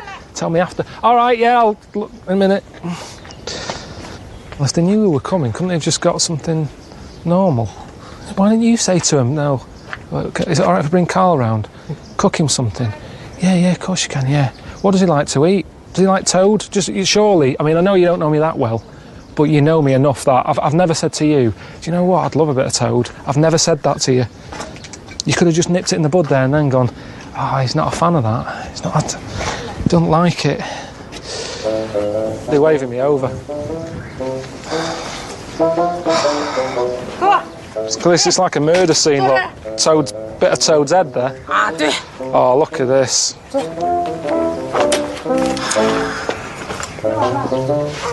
Chicken.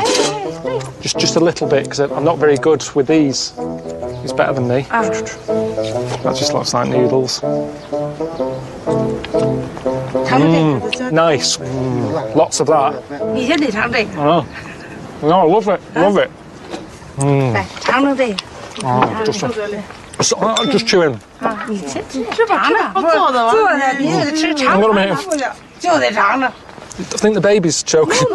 Mum. Eating toad was weird. You didn't eat toad?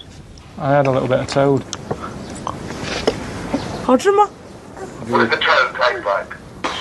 Like chicken. No, just chicken. This woman was forcing it to me. She was saying, "No, eat it." Oh, not fun. Every time I swallowed it, it was coming back up. It was like it was still alive and the legs were still kicking itself out of my head. Right, no more. All right, Karl. I know you're heading off to Mount Fuji, but before you get there, we thought you might enjoy stopping off in the countryside to explore some of Japan's ancient traditions. We've actually tracked down a little restaurant where you can try the dish that started sushi. All right, it's a fish that's been fermented for years, and I know you're not sort of really into your fish as food, but it is a real privilege to try it. So I'm sure you'll appreciate it. All right, mate, enjoy it. Bye. Do you want to sit down? Chair? And that's mad, isn't it? What's the difference? What's the difference of doing that? Sitting there, sitting there. What is the point in that? Karl, traditional Japanese sushi. I've been eating a lot of fish whilst I've been here. I'm not a fan. Maybe you can enjoy. It's very expensive, very rich, I think rich taste. Rich? Full of, how to say, full flavour. Why has it got a lid on it? Is it alive? No.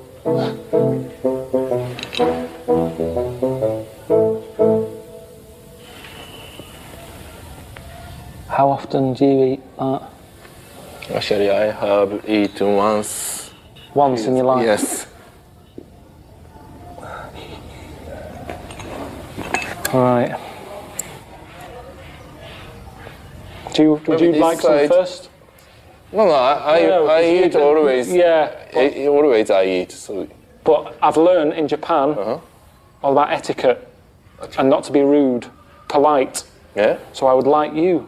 No, honestly, no. Come on, let's play it by the. If we're in Japan, I'll say you are a guest in this town. That's right, and I'm welcoming you. I'm a host, so guests should eat first. Right.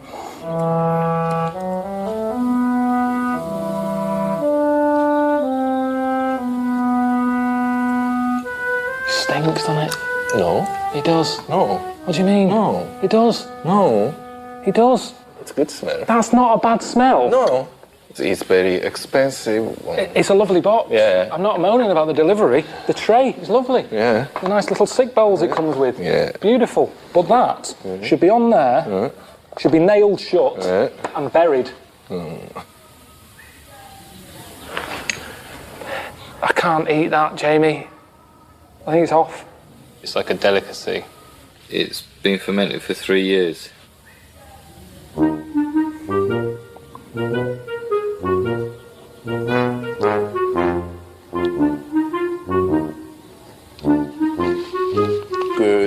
Good taste, good flavour.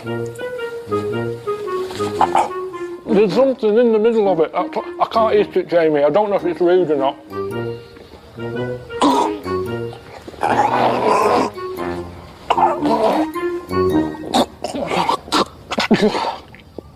I don't know how they're getting away with it. It's not a meal. It's more like a challenge, that. Me taste buds had just been mugged. That's what had gone on there. Sausage, egg and chips. I'm happy with that. Sausage, beans, potato cake. That's something Suzanne normally knocks up for me when I've been away. Something to welcome me back. If I have fish fingers, battered cod. I've had pollock recently. Is it pollock? Yeah. I've had that because I didn't have any cod in the chippy. You know, seeing how the locals live, which is what it's all about. Thought the day was coming to an end, thought I'd be able to, you know, relax a little bit, and I've just got a message from Ricky and Steve saying they've sorted out a place for me to have my tea tonight, which is a bit of a worry. I'll get you the special of the day. Typical Egyptian food. Yeah, cheers, thanks a lot. It's a bit annoying. He's just cooking something for me, I don't know what it is. I don't like hummus that much. Hummus, couscous, anything like that, I just don't have that sort of stuff. It's not a meal, it's a garnish. I would have loved just chicken and chips. Just something not too challenging. I just want a meal, I'm hungry. I've never experimented that much with food. I didn't have pasta till I was about 21, 22. Yeah. All right. Brilliant. I got a bit of a taste of that at the end, and I'm sure I knew what it was. Let me just have a bit again. I'm sure I've had it before. Okay. It's rubbery. Rubbery. Chewy. Quite beefy. How about testicle? That's a testicle. Aha. And the chewy one. Penis. Normally on a Monday night, probably have a little bit of lamb that's left over from Sunday dinner or something. And yet, you know, this Monday night, cock and bollocks, couple of eyes, bit of tongue, you know, for garnish. I never thought I'd be saying that. It's supposed to be good for you as a male. But why do you use everything to that degree? We kinda eat everything, nothing goes to waste. And besides, it's delicious. Well, I said, well, I didn't say delicious, yourself. I didn't say delicious. You put words in your mouth along with other things.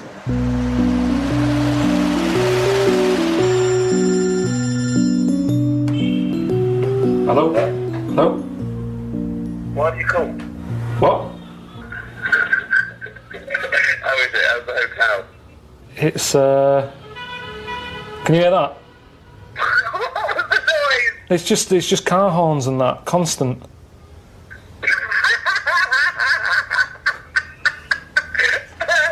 Oh, God. Anyway, the hotel's pretty depressing. We never said it was going to be all luxury. You've got to see the real Egypt, haven't you? Have you bought a little fez yet? Because I'd like to see you in a fez, I'll be honest. That was my dream. What, the little art? Yeah, have you bought one of them yet? No, I wasn't planning on sort of rushing out. Why don't you? Well, I think you've got to blend in. When in Rome.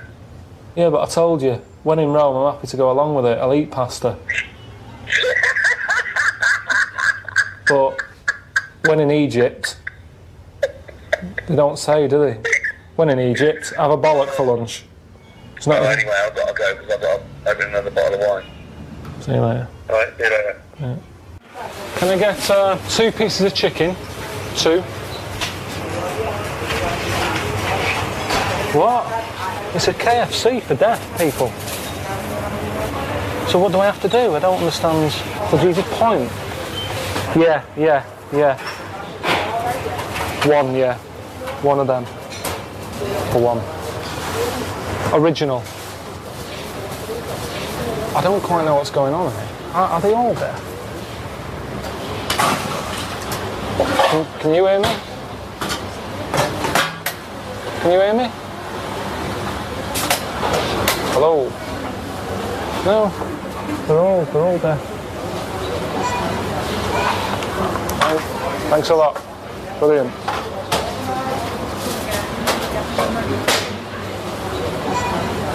That was good. Good idea. What, to have a deaf KFC? Well, yeah, because why not? You know, I don't come in here for a chat. You come in here for food, fast food. I'm taking it up even faster because they're not chatting behind there. A lot of the time in McDonald's, you know, they're all gabbing, aren't they, by the milkshake counter. But in here, it was quick. It's there in front of you. Point, bang, done, out. It's amazing, isn't it? I mean, with technology, most of it, you don't really use it, do you? It's kind of like a toy. But seeing them use it, sort of makes you realise it's a good invention, video calling and picture messaging. But when Ricky sends me a picture, it's that sort of thing. So, this is what I'm saying, we don't sort of use it properly. They've got a proper use. You know what I mean?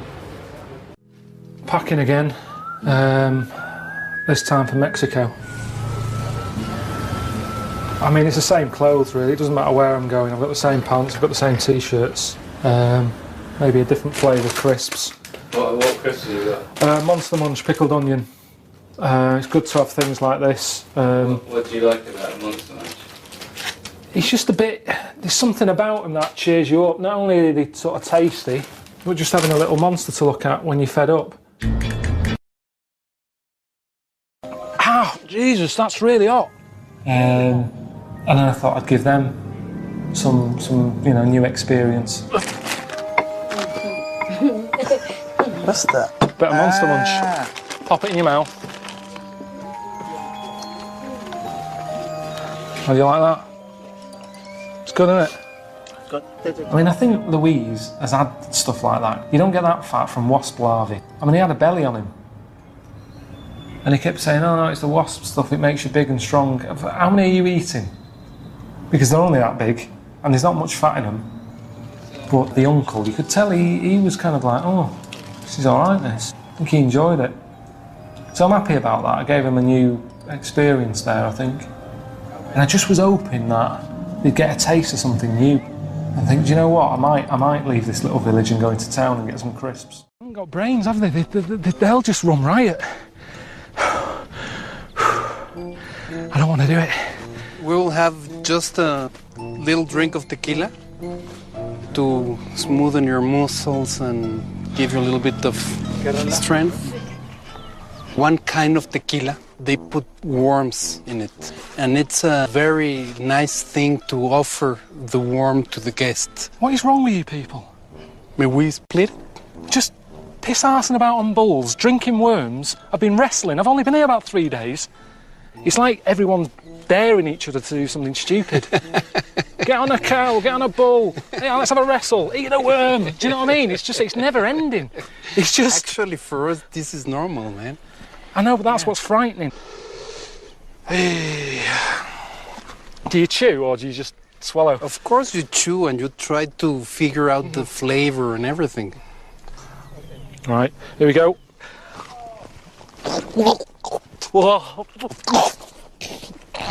Swallow it!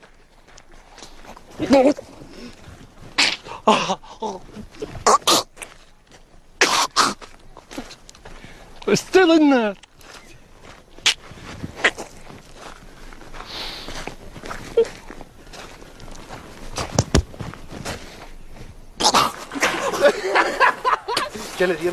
Oh, God. Fucking hell, man. I daren't bend over because I'm going to be sick. Right, well, okay. Let's jump inside.